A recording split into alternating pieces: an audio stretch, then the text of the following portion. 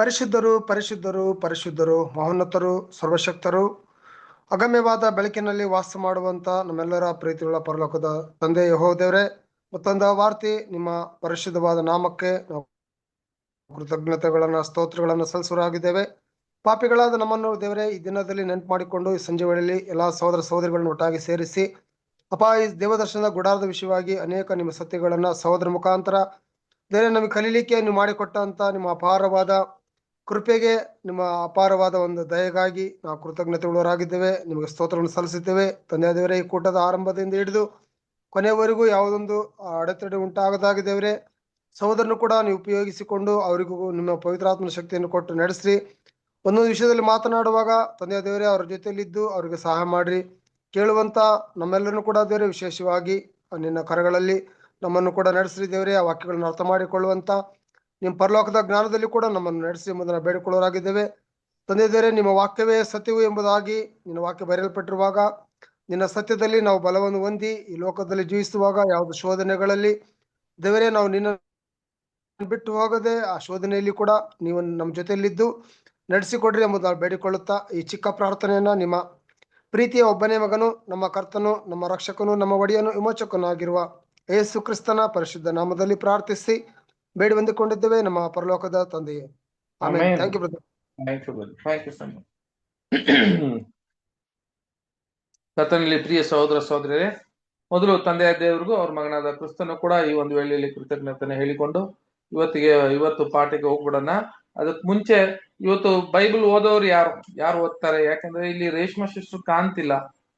ಯಾರಾದ್ರೆ ಓದಂಗಿದ್ರೆ ಓದ್ರಿ. ಬಂದೆ ಇದ್ದೀರಾ? ಏನು ನೋಡಿ ಕಾಣ್ತಿಲ್ಲ. ಓಕೆ, ಯಾರು ಇವತ್ತು ಬೈಬಲ್ ಓದ್ತಾರೆ ಸ್ವಲ್ಪ ಅಸೈನ್ ಮಾಡ್ಬಿಟ್ರಿ ಅದನ್ನ ಯಾರು ಮಾಡ್ತಾರೆ ಅಂತ. ಯಾರು ಓದ್ತೀರಾ? ದಿವೇಶ್ ಎಷ್ಟು ಓದ್ತೀರಿ? Okay sister. ನೆಟ್ವರ್ಕ್ ಐತಲ್ರಿ? ಇದೆ ಸಿಸ್ಟರ್. ಓದ್ತಾರಂತ ಬ್ರದರ್. ಓಕೆ ಫೈನ್, ಸ್ಟಾರ್ಟ್ ಮಾಡ್ಬಿಡೋಣ. ತಂದೆಯ ದೇವರಿಗೂ ಅವ್ರ ಮಗನಾದ ಕ್ರಿಸ್ತನಿಗೂ ಈ ಒಂದು ವೇಳೆಯಲ್ಲಿ ಕೃತಜ್ಞತೆ ಹೇಳಿಕೊಂಡು ಇವತ್ತು ಪಾಠಕ್ಕೆ ಮತ್ತೆ ನಾವು ಈ ಒಂದು ಯಜ್ಞ ವೇದಿ ಅಂತ ಒಂದು ಪಾಠದಲ್ಲ ಇನ್ನ ಇದ್ದೀರಿ. ಯಾಕೆಂದ್ರೆ ಇದು ಒಂದೊಂದು ಕೂಡ ಒಂದೊಂದು ವಿಷಯ ಕೂಡ ಇನ್ನು ಮುಂದೆ ನಾವು ಅದು ಆಳವಾದ ಕೆಲವು ಕಾರ್ಯಗಳನ್ನ ಧ್ಯಾನ ಮಾಡ್ಲಿಕ್ಕೆ ದೇವರು ನಮ್ಮನ್ನ ಆಶೀರ್ವದಿಸಲಿ. ಸಹೋದರ ಸಹೋದರಿಯರೇ, ನಾವು ಈ ಒಂದು ಯಜ್ಞ ವೇದಿ ನೋಡುವಾಗ ಇದರ ಒಂದು ಅಳತೆ ಬಗ್ಗೆ ಹೋದ ವಾರ ನಾವು ನೋಡಿದ್ವಿ. ಅದಕ್ ಮುಂಚೆ ನಾವು ನೋಡಿದಂತ ವಿಷಯ ಏನಪ್ಪಾ ಅಂತ ಕೇಳಿದ್ರೆ, ಈ ಯಜ್ಞವೇದಿ ಇದರ ಒಂದು ಅಳತೆ ಎಷ್ಟಿತ್ತು ಅಂತ ಹೇಳುವಾಗ 5ಕ್ಕೆ 5 ಅಂತ ನೋಡ್ತೀವಿ. ಈ 5ಕ್ಕೆ 5 ಅಂತ ಬರುವಾಗ ಇದರ ಎತ್ತರ ಎಷ್ಟಿತ್ತು ಅಂತ ಕೇಳಿದ್ರೆ 3, ಅದರ 5ಕ್ಕೆ 5 ಅಂತ ನಾವು ಲೆಕ್ಕ ಮಾಡಿ ನೋಡುವಾಗ ಒಂದು ದೊಡ್ಡ ಲೆಕ್ಕವನ್ನು ನಾವು ನೋಡಿದ್ದೀರಿ. ಸಹೋದರ ಸಹೋದರಿಯರೇ, ಏನಪ್ಪಾ ಲೆಕ್ಕ ಅಂತ ಹೇಳುವಾಗ ನಮಗೆಲ್ಲ ಗೊತ್ತಿದೆ. ಆ ಲೆಕ್ಕ ನಾವು ನೋಡಿದೀವಿ ನೋಡಿ. 5ಕ್ಕೆ 5 ಅಂತ ಹೇಳುವಾಗ ಇದು ಎಷ್ಟಪ್ಪ ಅಂತ ಕೇಳಿದ್ರೆ 5 + 5 5 5 10 17 ಅದು ಏನಪ್ಪಾ 7 ಅಂತ ಹೇಳುವಾಗ ಸಹೋದರ ಸಹೋದರಿಯರೇ, ಅದು ಡಯಾಗ್ನಲ್ ಅಂತ ನೋಡ್ತೀವಿ. ಏನಪ್ಪಾ ಡಯಾಗ್ನಲ್ ಅಂತ ಕೇಳಿದ್ರೆ ನಾವು ನೋಡಿದೀವಲ್ಲ, ಸೆಂಟ್ರಲ್ಲಿ ಇರುವ ಒಂದು ಲೈನ್ ಬರುತ್ತೆ ಹಿಂಗೆ ಆ ಲೈನು ಎಷ್ಟಪ್ಪ ಇದೆ, ಅದರ ಅಳತೆ ಎಷ್ಟಿದೆ. ಒಂದು ಸ್ಕ್ವಯರ್ ಇಲ್ಲಿ ಬಂದ ಮೇಲೆ 5ಕ್ಕೆ 5 ಬಂದ ಮೇಲೆ ಅದು ನಡುವಲ್ಲಿ ಇರುವ ಒಂದು ಲೈನು ಅದು ಎಷ್ಟಿದೆ, ಎಷ್ಟು ಅದು ಅಳತೆ ಇದೆ, ಎಷ್ಟು ಅದರ ಮೊಳ ಇದೆ ಅಂತ ಕೇಳಿದ್ರೆ ಅದು 7 ಮೊಳ ಬರ್ತದೆ. ಅದೇ ತರ ಆ ಕಡೆಯಿಂದ ನೋಡ್ಬೇಕಾದ್ರೆ ಅಲ್ಲಿಂದ ನೋಡಿದ್ರೆ 7 ಮೊಳ ಬರ್ತದೆ. ಈಗ ಇದನ್ನ ಲೆಕ್ಕ ಮಾಡುವಾಗ ನೋಡಿ, 5ಕ್ಕೆ 5 10, ಮತ್ತೆ ಸೆಂಟ್ರಲ್ಲಿ ನೋಡಿದ್ರೆ 10ಅಲ್ಲಿ ನಾವು 10ಗೆ 7 ಅಂತ ಕೇಳುವಾಗ 70, 10 × 7 70. ಅದೇ ತರ 70 × 7 ಅಂತ ಹೇಳುವಾಗ 7ಗೆ 7 ಅಂತ ಹೇಳುವಾಗ ಇದು ಎಷ್ಟು ಬರುತ್ತೆ ಅಂತ ಕೇಳಿದ್ರೆ 490 ಅಂತ ನೋಡ್ತೀವಿ. ಸಹೋದರ ಸಹೋದರಿಯರೇ, ಈ ಒಂದು ಯಜ್ಞವೇದಿ ಏನಪ್ಪಾ ನಮಗೆ ಪಾಠವನ್ನು ಹೇಳ್ಕೊಡ್ತದೆ, ಈ ಲೆಕ್ಕ ಈ ಅಳತೆದಲ್ಲಿ ಅಂತ ಓದುವಾರ ಕೆಲವು ವಾಕ್ಯಗಳು ಕೂಡ ಓದಿದ್ದೀವಿ. ಅದು ಏನಪ್ಪಾ ಅಂತ ಹೇಳಿದ್ರೆ ಸಹೋದರ ಸಹೋದರಿ, ಮೊದಲು ನೋಡ್ಬೇಕಾದ್ರೆ ಈಗ ಸ್ಕ್ವಯರ್ ಅಲ್ವಾ? ಆ ಸ್ಕ್ವಯರ್ ಅಂತ ಬರುವಾಗ ಯಾವಾಗ್ಲೂ ನಾವು ರೌಂಡ್ ಅಂತ ಹೇಳುವಾಗ ಸುತ್ತಳು ಬರುವಾಗ ಒಂದು ರೌಂಡ್ ಬಂದು ಪರ್ಫೆಕ್ಷನ್ಗೆ ಅದು ನಮ್ಗೆಲ್ಲ ಗೊತ್ತಿದೆ. ರೌಂಡ್ ಅದಕ್ಕೆ ಸುತ್ತಳು ಅಂತ ಹೇಳುವಾಗ ಅದು ಇಟ್ಸ್ ಸರ್ಕಲ್, ಅದು ಪರ್ಫೆಕ್ಷನ್ ಆಗಿ ಇರ್ತದೆ ಅಂತ. ಜಾಮೆಂಟ್ರಿ ಲೆಕ್ಕದಲ್ಲಿ ಬರುವಾಗ ಬೈಬಲ್ ಅಲ್ಲಿ ನೀವು ಎಲ್ಲೂ ಕೂಡ ನೀವು ಜಾಮೆಂಟ್ರಿ ಲೆಕ್ಕದಲ್ಲಿ ನೋಡ್ಬೇಕಾದ್ರೆ ಈ ರೌಂಡ್ ಆಗ್ಲಿ ಅದು ಕೂಡ ಪರ್ಫೆಕ್ಷನ್. ಆಮೇಲೆ ಆ ಸ್ಕ್ವಯರ್ ಅಂತ ಬರುವಾಗ ಒಂದು ಈ ನೋಡ್ರಿ ವಟ್ಟ ಇದೆಯಲ್ಲ, ಅದು ಸ್ಕ್ವಯರ್ ಬರುವಾಗ ಅದು ಕೂಡ ಪರ್ಫೆಕ್ಷನ್ ಅಂತ ಹೇಳುವಾಗ ಪರಿಪೂರ್ಣತೆಯ ಅಂತ ಹೇಳಿ ನೋಡಿ ಹೇಳ್ಬೋದು. ಪರಿಪೂರ್ಣ, ಅದು ಸರ್ಕಲ್ ಕೂಡ ಪರಿಪೂರ್ಣ, ಈ ಸ್ಕ್ವಯರ್ ಕೂಡ ಏನಾಗಿದೆ ಅಂತ ಕೇಳಿದ್ರೆ ಅದು ಕೂಡ ಪರಿಪೂರ್ಣವೇ. ನೋಡ್ರಿ ಇನ್ನೊಂದು ಜಾಮೆಟ್ರಿಕಲ್ ಆಗಿ ನೋಡುವಾಗ ಇಲ್ಲಿ ಟ್ರಯಾಂಗಲ್ಸ್ ಇರುತ್ತದೆ, 4 ಟ್ರಯಾಂಗಲ್ ಇದೆ. ಅದು ಒಂದೊಂದು ಟ್ರಯಾಂಗಲ್ ಕೂಡ ನೋಡಿ ಅದರ ಒಂದು ಏನ್ರಿ ಭಾವನೆಯಲ್ಲಿ, ಶೇಪ್ ಅಲ್ಲಿ, ಅದರ ಭಾವನೆಯಲ್ಲಿ ಅದು ಪರ್ಫೆಕ್ಟ್ ಆಗಿ ಇರ್ತದೆ.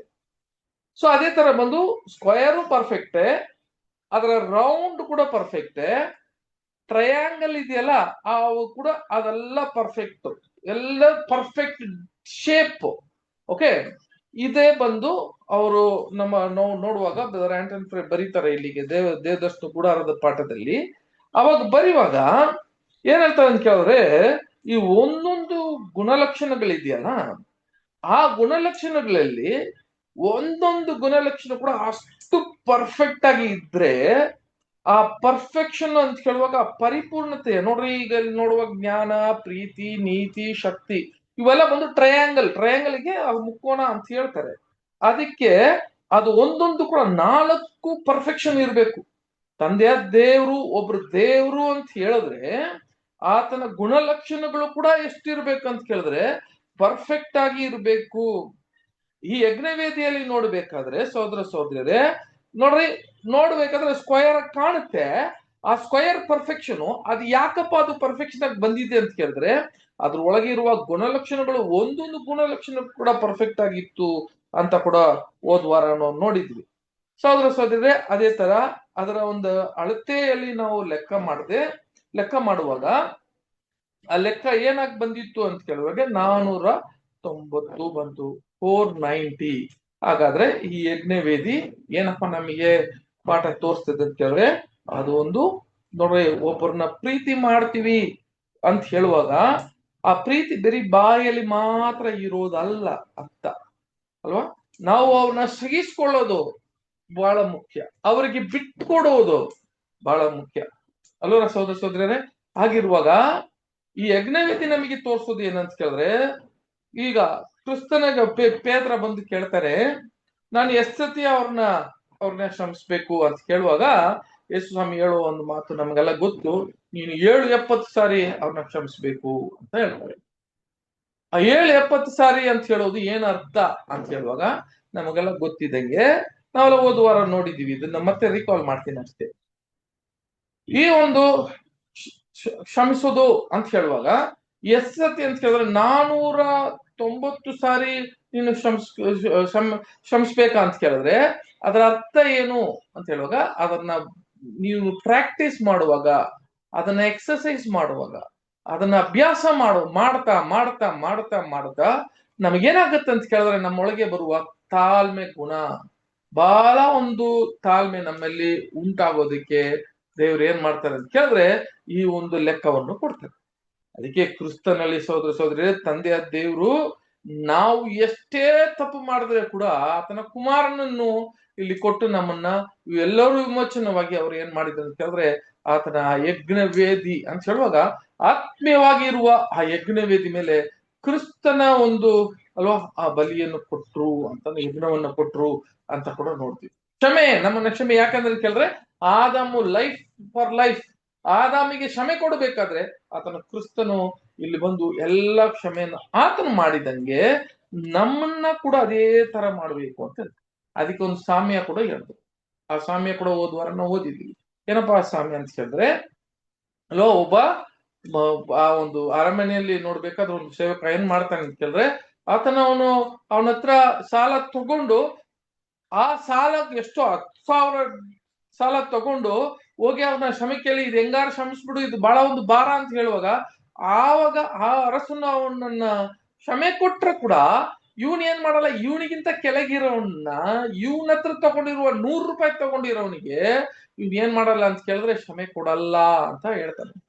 ಅವಾಗ ಇಲ್ಲಿಗೆ ಏನ್ ಅಂತ ಹೇಳುವಾಗ ನಾವು ಕೂಡ ಈ ತರ ಇರಬಾರ್ದು ಅಂತ ಒಂದು ಪಾಠವನ್ನು ನಮ್ಗೆ ತಿಳಿಸಿದ್ರು. ಹೆಂಗೆ ಅಂತ ಕೇಳಿದ್ರೆ, ನಾವು ತಂದೆಯ ದೇವರ ಹತ್ರ ಯಾವಾಗ ನಾವು ಏನ್ ಮಾಡ್ತೀವಿ ಅಂತ ಕೇಳಿದ್ರೆ ಹೋಗಿ ತಂದೆ ದೇವರೇ ನಾನು ಕ್ಷಮೆ ಮಾಡ್ರಿ ಅಂತ ನಾವು ಕೇಳ್ಕೊಂತೀವಿ ಇವತ್ತು. ಬಟ್ ಇಲ್ಲಿಗೆ ಏನ್ ಹೇಳ್ತಾರೆ ಅಂತ ಕೇಳಿದ್ರೆ, ಬಟ್ ಸಹೋದರ ಸಹೋದರಿಯರೇ ಏನ್ ಮಾಡಲ್ಲ, ನಾವು ಬೇರೆಯವರಿಗೆ ಕ್ಷಮೆ ಕೊಡಕ್ಕೆ ಸಿದ್ಧರಾಗಿರೋದಿಲ್ಲ. ಸೊ ಇದು ಬಹಳ ಮುಖ್ಯ ನಮ್ಗೆ. ವಿ ಹ್ಯಾವ್ ಟು, ನಾವೇನ್ ಮಾಡ್ಬೇಕಂತ ಕೇಳಿದ್ರೆ ಇನ್ನೊಬ್ರಿಗೆ, ಈಗ ಆ ಯಜ್ಞ ವೇದಿಯಲ್ಲಿ ಮೊಟ್ಟ ಮೊದಲು ದೈವದಸ್ತು ಗುಡಾರದಲ್ಲಿ ಒಳಗೆ ಹೋದ ತಕ್ಷಣ ನಾವು ಅದನ್ನ ಇದು ಒಂದು ವೇದಿಕೆ, ಈ ಒಂದು ವೇದಿ ಇದೆ, ನಮಗೊಂದು ವೇದಿಕೆ ಯಜ್ಞ ವೇದಿ ಇದೆ ಅಂತ ನಾವು ಓದಿದ್ವಿ ಹೆಬ್ರಿಯದಲ್ಲಿ. ಆ ಯಜ್ಞ ವೇದಿಯಲ್ಲಿ ನಾವು ಯಜ್ಞವಾಗಿ ನಾವು ನಮ್ಮನ್ನ ಸಮರ್ಪಣೆ ಮಾಡ್ಬೇಕು ಅಂದ್ರೆ ಇವೆಲ್ಲ ಬಹಳ ಮುಖ್ಯ. ಬಹಳ ಮುಖ್ಯ ಏನಂತ ಕೇಳಿದ್ರೆ ಇದೇ ಫಸ್ಟ್. ಏನಂತ ಕೇಳಿದ್ರೆ ನಮಗ್ ಬೇರೆಯವ್ರ ಮೇಲೆ ಪ್ರೀತಿ ಬರೋದು ಹೇಗೆ ಅಂತ ಹೇಳಿದ್ರೆ ಕ್ಷಮೆ, ಸಹಿಸಿಕೊಳ್ಳುವ ಒಂದು ಗುಣಲಕ್ಷಣ ನಮ್ಮಲ್ಲಿ ಬರಬೇಕು. ಆ ಕ್ಷಮೆ ಬರ್ಬೇಕು. ಕ್ಷಮೆಯಲ್ಲಿ ನಾವು ಕ್ಷಮಿಸಿಕೊಳ್ಳುವ ಗುಣಲಕ್ಷಣ ಬರ್ತದ ಅಂತ ಕೇಳಿದ್ರೆ ಇಲ್ಲ, ತುಂಬಾ ತುಂಬಾ ತುಂಬಾ ಕಡಿಮೆ ಸಹೋದರ ಸಹೋದರರೇ. ಅದಕ್ಕೆ ಅವ್ರು ಏನ್ ಹೇಳಿದ್ರು ಅಂತ ಕೇಳಿದ್ರೆ ಇನ್ನೊಂದು ವಾಕ್ಯ ಕೂಡ ಓದೋಣ ಸಹೋದರ ಸಹೋದರರೇ. ಒಂದು ವಾಕ್ಯ ಓದ್ರಿ, ಲೂಕ 17ನೇ ಅಧ್ಯಾಯ 4ನೇ ವಾಕ್ಯ. ಅವನು ದಿನಕ್ಕೆ 7 ಸಾರಿ ನನಗೆ ತಪ್ಪು ಮಾಡಿ 7 ಸಾರಿಯೂ ನಿನ್ನ ಕಡೆಗೆ ತಿರುಗಿಕೊಂಡು ನನಗೆ ಪಶ್ಚಾತ್ತಾಪವಾಯಿತು ಎಂದು ಹೇಳಿದರೆ ಅವನಿಗೆ ಕ್ಷಮಿಸು ಎಂದು ಹೇಳಿದನು. ನೋಡಿದ್ರ, ಹಾಗಾದ್ರೆ 7 ಸರಿ ಅದನ್ನ ಏನ್ ಮಾಡಿದ್ರು ಅವ್ನು 7 ಸರಿ ನೀನು ಕ್ಷಮಿಸು, ಪಶ್ಚಾತ್ತಾಪ ಬರ್ಬೇಕಂದ್ರೆ ನೀನು ಅವನ್ನ ಕ್ಷಮಿಸು ಅಂತ ಹೇಳ್ತಾರೆ. ಇದು ಬಹಳ ಮುಖ್ಯ ನಮಗೆ. ಅದೇ ತರ ನಮ್ಗೆ ಇನ್ನೊಂದು ಕೂಡ ನೋಡ್ರಿ, ಮತ್ತೆ 6ನೇ ಅಧ್ಯಾಯ 6, 14, 15 ಓದ್ರಿ ಸಿಸ್ಟರ್. Matthew 6:14 and 15. ನೀವು ಜನರ ತಪ್ಪುಗಳನ್ನು ಕ್ಷಮಿಸಿದರೆ ಪರಲೋಕದಲ್ಲಿರುವ ನಿಮ್ಮ ತಂದೆಯು ನಿಮ್ಮ ತಪ್ಪುಗಳನ್ನು ಕ್ಷಮಿಸುವನು. ಆದರೆ ನೀವು ಜನರ ತಪ್ಪುಗಳನ್ನು ಕ್ಷಮಿಸದೆ ಹೋದರೆ ನಿಮ್ಮ ತಂದೆ ಸಹ ನಿಮ್ಮ ತಪ್ಪುಗಳನ್ನು ಕ್ಷಮಿಸುವುದಿಲ್ಲ. ನೋಡಿದ್ರ, ಹೀಗೆ ಸಹೋದರ ಸಹೋದರರೇ ಈ ಕ್ಷಮೆ ಅಂತ ಬಹಳ ಮುಖ್ಯ. ಇದನ್ನ ನಮಗೆ ಹೇಳ್ತಾರೆ. ಹಾಗಿರುವಾಗ ನಮಗೆ ಮೊದಲನೇ ಪಾಠ ನಾವು ಕ್ಷಮಿಸ್ಕೊಳ್ಳೋದು, ನಮ್ಮ ಬೇರೆಯವ್ರನ್ನ ಕ್ಷಮೆ ಮಾಡೋದು, ಸಹಿಸಿಕೊಳ್ಳೋದು ಬಹಳ ಮುಖ್ಯ. ಸಹಿಸಿಕೊಳ್ಳೋದು ಬಹಳ ಮುಖ್ಯ. ನಮ್ಮಲ್ಲಿ ಸಹಿಸಿಕೊಳ್ಳುವ ಒಂದು ಏನ್ರಿ ಒಂದು ಗುಣಲಕ್ಷಣ ನಮ್ಮಲ್ಲಿ ಇಲ್ಲ ಅಲ್ವಾ? ಯಾಕೆ ನೀವು ಒಬ್ಬರನ್ನ ಸಹಿಸಿಕೊಳ್ಳೋದಿಲ್ಲ ಅಂತ ಹೇಳ್ತಾರೆ. ಅದು ಕೂಡ ಒಂದು ವಾಕ್ಯ ಓದೋಣ. 1 ಕೊರಿಂಥಿಯ 6ನೇ ಅಧ್ಯಾಯ 7ನೇ ವಾಕ್ಯ. 7th verse. 6:7. 1 ಕೊರಿಂಥಿಯ 6ನೇ ಅಧ್ಯಾಯ 7ನೇ ವಾಕ್ಯ. ಅದಕ್ಕಿಂತ ಅನ್ಯಾಯವನ್ನು ಯಾಕೆ ಸಹಿಸಬಾರದು? ಆಸ್ತಿಯ ನಷ್ಟವನ್ನು ಯಾಕೆ ತಾಳಬಾರದು? ಆದರೆ ನೀವು ಅನ್ಯಾಯ ಮಾಡುತ್ತೀರಿ, ಆಸ್ತಿಯನ್ನು ಅಪಹರಿಸುತ್ತೀರಿ, ಸಹೋದರರಲ್ಲಿಯೇ ಹೀಗೆ ಮಾಡುತ್ತೀರಿ. ನೋಡಿದ್ರ ಸಹೋದರ ಸಹೋದರಿಯರೇ, ಅನ್ಯಾಯವನ್ನು ಯಾಕೆ ಸಹಿಸಿಕೊಳ್ಳ ಆಗ್ತಿಲ್ಲ ಅಂತ ಹೇಳ್ತಾರೆ. ಈ ಅನ್ಯಾಯ ಅಂತ ಯಾವಾಗ ಸಹಿಸಿಕೊಳ್ಳೋದಕ್ಕೆ ಗುಣಲಕ್ಷಣ ನಮ್ಮಲ್ಲಿ ಬರುತ್ತೆ ಅಂತ ಹೇಳಿದ್ರೆ, ಬಿಟ್ಟು ಕೊಡುವಾಗ, ಇನ್ನೊಬ್ರಿಗೆ ನಾವು ಬಿಟ್ಟು ಕೊಡುವಾಗ ನಮ್ಗೆ ಏನಾಗುತ್ತೆ ಅಂತ ಕೇಳಿದ್ರೆ ಈ ಗುಣಲಕ್ಷಣ ಬರ್ತವೆ ಅಂತ ನಾವು ನೋಡ್ತೀವಿ. ಸಹೋದರ ಸಹೋದರಿ, ಅದೇ ತರ ನಾವು ಲಾಸ್ಟ್ ಟೈಮ್ ಓದಿದಂತ ವಿಷಯಗಳು ಏನಪ್ಪಾ ಅಂತ ಕೇಳಿದ್ರೆ, ನಾವು ನೀತಿ ಬಗ್ಗೆ ನಾವು ನೋಡಿದ್ದೀವಿ ಅಲ್ವಾ? ನೀತಿ ಎಂತ ನೀತಿ ಅಂತ ಕೇಳಿದ್ರೆ, ಅದು ಕ್ರಿಸ್ತನ ತಂದೆ ದೇವರು ಆತನ ಮಗನನ್ನು ನೀತಿ ಅಂತ ಹೇಳುವಾಗ ಆ ಒಂದು ಪೂರ್ವ ದಿಕ್ಕಲ್ಲಿ ಆತನ ಒಂದು ರಕ್ತವನ್ನು ಸೊರೆದ್ರು ಅಂತ ಕೂಡ ನೋಡಿ. ಆ ಪೂರ್ವ ದಿಕ್ಕು ಎಲ್ಲಿ ಅಂತ ಕೇಳಿದ್ರೆ ಆ ಭೂಮಿಗೆ ಆ ನೀತಿ ಆದಾಮನಿಗೆ ಸರಿ ಸಮಾನವಾಗಿ ಕೊಟ್ಟಿದ್ದಂತ ನೀತಿ ಬಗ್ಗೆ ನಾವು ಸ್ಟಡಿ ಮಾಡಿದ್ವಿ. ಅದೇ ತರ ಬಂದು ಉತ್ತರ ದಿಕ್ಕಲ್ಲಿ ಇದ್ದಿದ್ದಂತ ಏನಪ್ಪಾ, ಅದು ಈ 4 ಗುಣಲಕ್ಷಣಗಳು ಇದ್ದಿದ್ದಂತ ವಿಷಯ.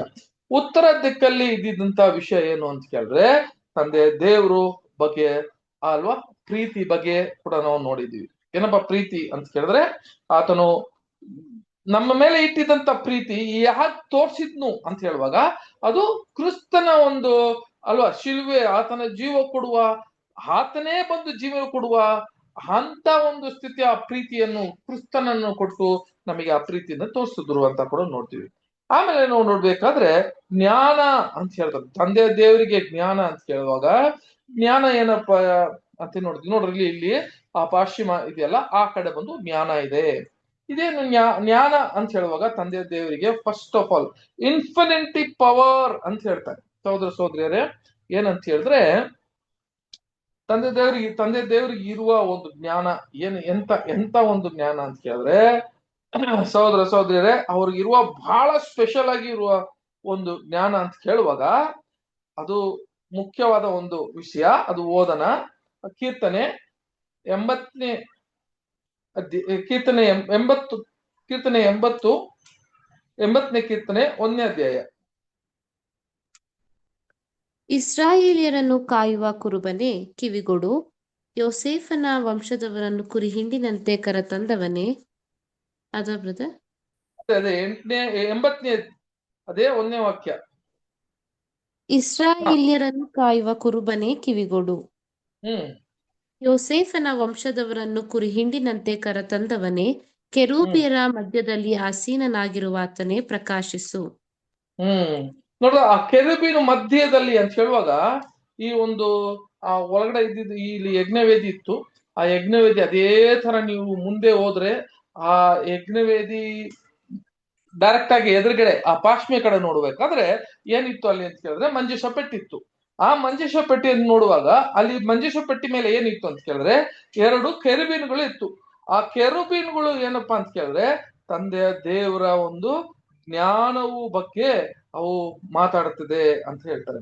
ಏನು ಅವರ ಜ್ಞಾನ ಏನು, ಅವರ ಒಂದು ಮಹತ್ವ ಏನು ಅಂತ ಹೇಳುವಾಗ ಸಹೋದರ ಸಹೋದರರೇ, ಆತನಿಗೆ ಮುಂಚೆನೆ ಎಲ್ಲ ಬರೋದಲ್ಲ.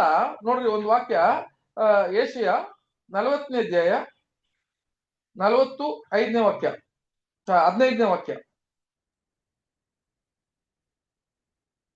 ಆಹಾ, ಆತನ ಗಣನೆಯಲ್ಲಿ ಜನಾಂಗಗಳು ಕಪಿಲೆಯಿಂದಿರುವುದರ ತುಂತುರ ನರಿಯಂತೆಯೂ ತ್ರಾಸಿನ ತಟ್ಟೆಯ ಧೂಳಿನ ಹಾಗೂ ಇರುತ್ತವೆ. ಇಗೋ, ದ್ವೀಪಗಳನ್ನು ಅಣುರೇಣುವಿನಂತೆ ಎತ್ತುತ್ತಾನೆ. ಆತನ ಒಂದು ನೋಟದಲ್ಲಿ ಹೆಂಗಿದೆ ಅಂತ ಕೇಳಿದ್ರೆ ಒಂದು ಡ್ರಾಪ್ ಆಫ್ ವಾಟರ್ ಅಂತ ಹೇಳ್ತಾರೆ. ಈ ಜನಾಂಗಗಳಿರುವ ಈ ಎಲ್ಲಾ ನೇಷನ್ಸ್ ಆತನಲ್ಲಿ ಒಂದು ಬಕೆಟ್ ಅಲ್ಲಿ ಇರುವ ಒಂದು ಡ್ರಾಪ್ ನೀರು ಹೆಂಗಿದೆಯೋ ಆ ತರ ಅಂತ ಕೇಳ್ತಾರೆ. ಅದೇ ತರ ತರಾಸಲ್ಲಿ ಇರುವ ಒಂದು ದೂಸು ನೋಡ್ರಿ. ಆಗ ಇರುವಾಗ ಆತನ ಜ್ಞಾನ ಎಂತ ಒಂದು ಕೇಳಿದ್ರೆ ತಂದೆಯ ದೇವರು ಎಂತ ಒಂದು ಶಕ್ತಿ. ಯಾಕೆ ಆ ತರ ಹೇಳ್ತಾರೆ ಅಂತ ಕೇಳಿದ್ರೆ ಸಹೋದರ ಸಹೋದರರೇ, ಇವೆಲ್ಲ ನೋಡ್ಬೇಕಾದ್ರೆ ನಮಗೆ ಬೇಕಾದ್ರೆ ದೊಡ್ಡದಾಗಿ ಕಾಣಬಹುದು. ಆತನ ಜ್ಞಾನದಲ್ಲಿ ಇದು ಬಹಳ ಚಿಕ್ಕ ಒಂದು ಡ್ರಾಪ್ ಆಫ್ ವಾಟರ್ ಅಂತ ಹೇಳ್ತಾರೆ. ಆತನ ಜ್ಞಾನ ಎಲ್ಲಿ ಯಾವ ತರ ಇದೆ ಅಂತ ಹೇಳಿದ್ರೆ ಅನ್ರಿಸರ್ಚಬಲ್ ಅಂತ ಹೇಳ್ತಾರೆ. ಅಂತ ಹೇಳುವಾಗ ಅದು ಆ ವಾಕ್ಯ ಓದಿದ್ರೆ ಆದ್ರೂ ಕೂಡ ಕೀರ್ತನೆ 145 ಕೀರ್ತನೆ 145 3ನೇ ವಾಕ್ಯ. ಯೆಹೋವನು ಮಹೋನ್ನತನು, ಮಹಾಸ್ತುತಿ ಪಾತ್ರನೂ ಆಗಿದ್ದಾನೆ. ಆತನ ಮಹತ್ತು ಅಪಾರವಾದದ್ದು. ನೋಡ್ರ, ಆತನ ಮಹತ್ವ ಹೆಂಗಿದೆ ಅಂತ ಕೇಳಿದ್ರೆ ಅಪಾರವಾದದ್ದು ಅಂತ ಕೇಳ್ತಾರೆ. ಅಂತ ಕೇಳಿದ್ರೆ ರಿಸರ್ಚ್ ಮಾಡಕ್ ಆಗಲ್ಲ, ಅದನ್ನ ಅರ್ಥ ಮಾಡಕ್ ಆಗೋದಿಲ್ಲ. ಅಂತ ಜ್ಞಾನವಿರುವ ತಂದೆಯ ದೇವರು ಅಂತ ಹೇಳ್ತಾರೆ. ಇನ್ನೊಂದು ವಾಕ್ಯ ಕೂಡ ಓದೋಣ. ಅದರಲ್ಲಿ 40ನೇ ಅಧ್ಯಾಯ, ಯೆಶಾಯ 40ನೇ ಅಧ್ಯಾಯ 25-26 ಓದೋಣ ಸರ್.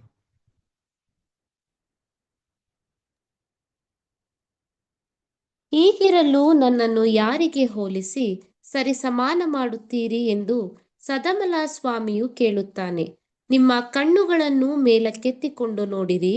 ಈ ನಕ್ಷತ್ರಗಳನ್ನು ಸೃಷ್ಟಿಸಿದಾತನು ಯಾರು? ಈ ಸೈನ್ಯವನ್ನು ಲೆಕ್ಕಕ್ಕೆ ಸರಿಯಾಗಿ ಮುಂದರಿಸುತ್ತಾನಲ್ಲ. ಎಲ್ಲವನ್ನೂ ಹೆಸರೆತ್ತಿ ಕರೆಯುತ್ತಾನೆ. ಆತನು ಅತಿ ಬಲಾಢ್ಯನೂ ಮಹಾಶಕ್ತನೂ ಆಗಿರುವುದರಿಂದ ಅವುಗಳೊಳಗೆ ಒಂದೂ ಕಡಿಮೆಯಾಗದು. ನೋಡಿದ್ರ ಸಹೋದರ ಸಹೋದರಿಯರು, ಎಂತ ಒಂದು ಅಂತ ಕೇಳಿದ್ರೆ ಯಾರಿಗೆ ನೀವು ಅವ್ರಿಗೆ ಸರಿ ಸಮಾನವಾಗಿ ನಾವು ಅವ್ರು ಕಂಪೇರ್ ಮಾಡಕ್ ಆಗುತ್ತೆ ಅಂತ ಹೇಳ್ತಾರೆ. ಸಹೋದರ ಸಹೋದರಿಯರು, ಯಾವ ತರ ಜ್ಞಾನ ಅಂತ ಕೇಳಿದ್ರೆ ತಂದೆ ದೇವರು ಬರಕ್ ಮುಂಚೆ ಕೆಲವು ವಿಷಯಗಳನ್ನ ಮುಂಚೆನೆ ಎಲ್ಲ ಗೊತ್ತಿರ್ತದೆ. ನಾವು ವಾಕ್ಯ ಓದುವಾಗ ಏನ್ ಹೇಳ್ತಾರೆ ಅಂತ ಕೇಳಿದ್ರೆ ತಂದೆಯ ದೇವರಿಗೆ ಏನ್ ನಡೆಯುತ್ತೆ, ಮುಂಚೆ ಏನ್ ನಡಿಬೇಕಾಗಿರೋದು ಎಷ್ಟೋ ವರ್ಷಗಳು ಮುಂಚೆನೆ ಆತನಿಗೆ ಎಲ್ಲಾ ವಿಷಯಗಳು ಆ ಜ್ಞಾನದಿಂದ ಗೊತ್ತಾಗ್ತದೆ. ಆ ಜ್ಞಾನವೇ ಯಾರಿಗೆ ನೋಡ್ರಿ, ಅದಕ್ಕೆ ಮುಂಚೆನೆ ತಂದೆಯ ದೇವರು ಕ್ರಿಸ್ತನನ್ನು ಈ ತರ ನಡೆಯುತ್ತೆ, ಮನುಷ್ಯನ ಸೃಷ್ಟಿ ಮಾಡುವ ಅವನು ಬೀಳ್ತಾನೆ, ಮತ್ತೆ ಅವನಿಗೆ ಒಂದು ವಿಮೋಚನ ಬೇಕು, ಅದು ಕ್ರಿಸ್ತನನ್ನ ಆತನ ಮಗನನ್ನ ಕಳಿಸ್ಬೇಕು ಅಂತ ಮುಂಚೆನೆ ಎಲ್ಲ ಗೊತ್ತಿತ್ತು.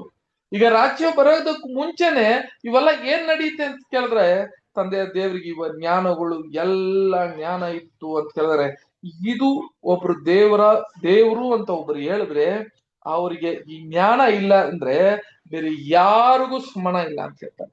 ಬೇರೆ ಯಾರು ಏನ್ ಮಾಡಕ್ಕಿಲ್ಲ. ಆ ತರ ಬಂದು ಬೇರೆ ಯಾವ ದೇವರುಗಳು ಕೂಡ ಎಂತ ದೇವರುಗಳು ಅಂತ ನಾವು ಕಂಪೇರ್ ಮಾಡಕ್ಕೆ ಆಗಲ್ಲ. ಇವೆಲ್ಲ ದೇವರುಗಳೇ ಅಲ್ಲ. ಒಂದು ದೇವರು ಎಲ್ಲದಕ್ಕಿಂತ ಉನ್ನತವಾದ ದೇವರು ಒಬ್ರು ಇದ್ದಾರೆ ಅಂತ ಕೇಳಿದ್ರೆ ಆತನಿಗೆ ಈ ಗುಣಲಕ್ಷಣಗಳ ಬಹಳ ಮುಖ್ಯ ಅಂತ ಹೇಳ್ತು. ಸರಿ, ಈಗ ನಾವು ಎಲ್ಲಿಗೆ ಹೋಗ್ಬಿಡೋಣ ಅಂತ ಕೇಳಿದ್ರೆ, ಹೋದ್ ವಾರ ನಾವು ನೋಡಿದಂತ ಈ ಪಾಠವೆಲ್ಲ ನಾವು ನೋಡಿದ್ವಿ ಸಹೋದರ ಸಹೋದರಿಯರೇ.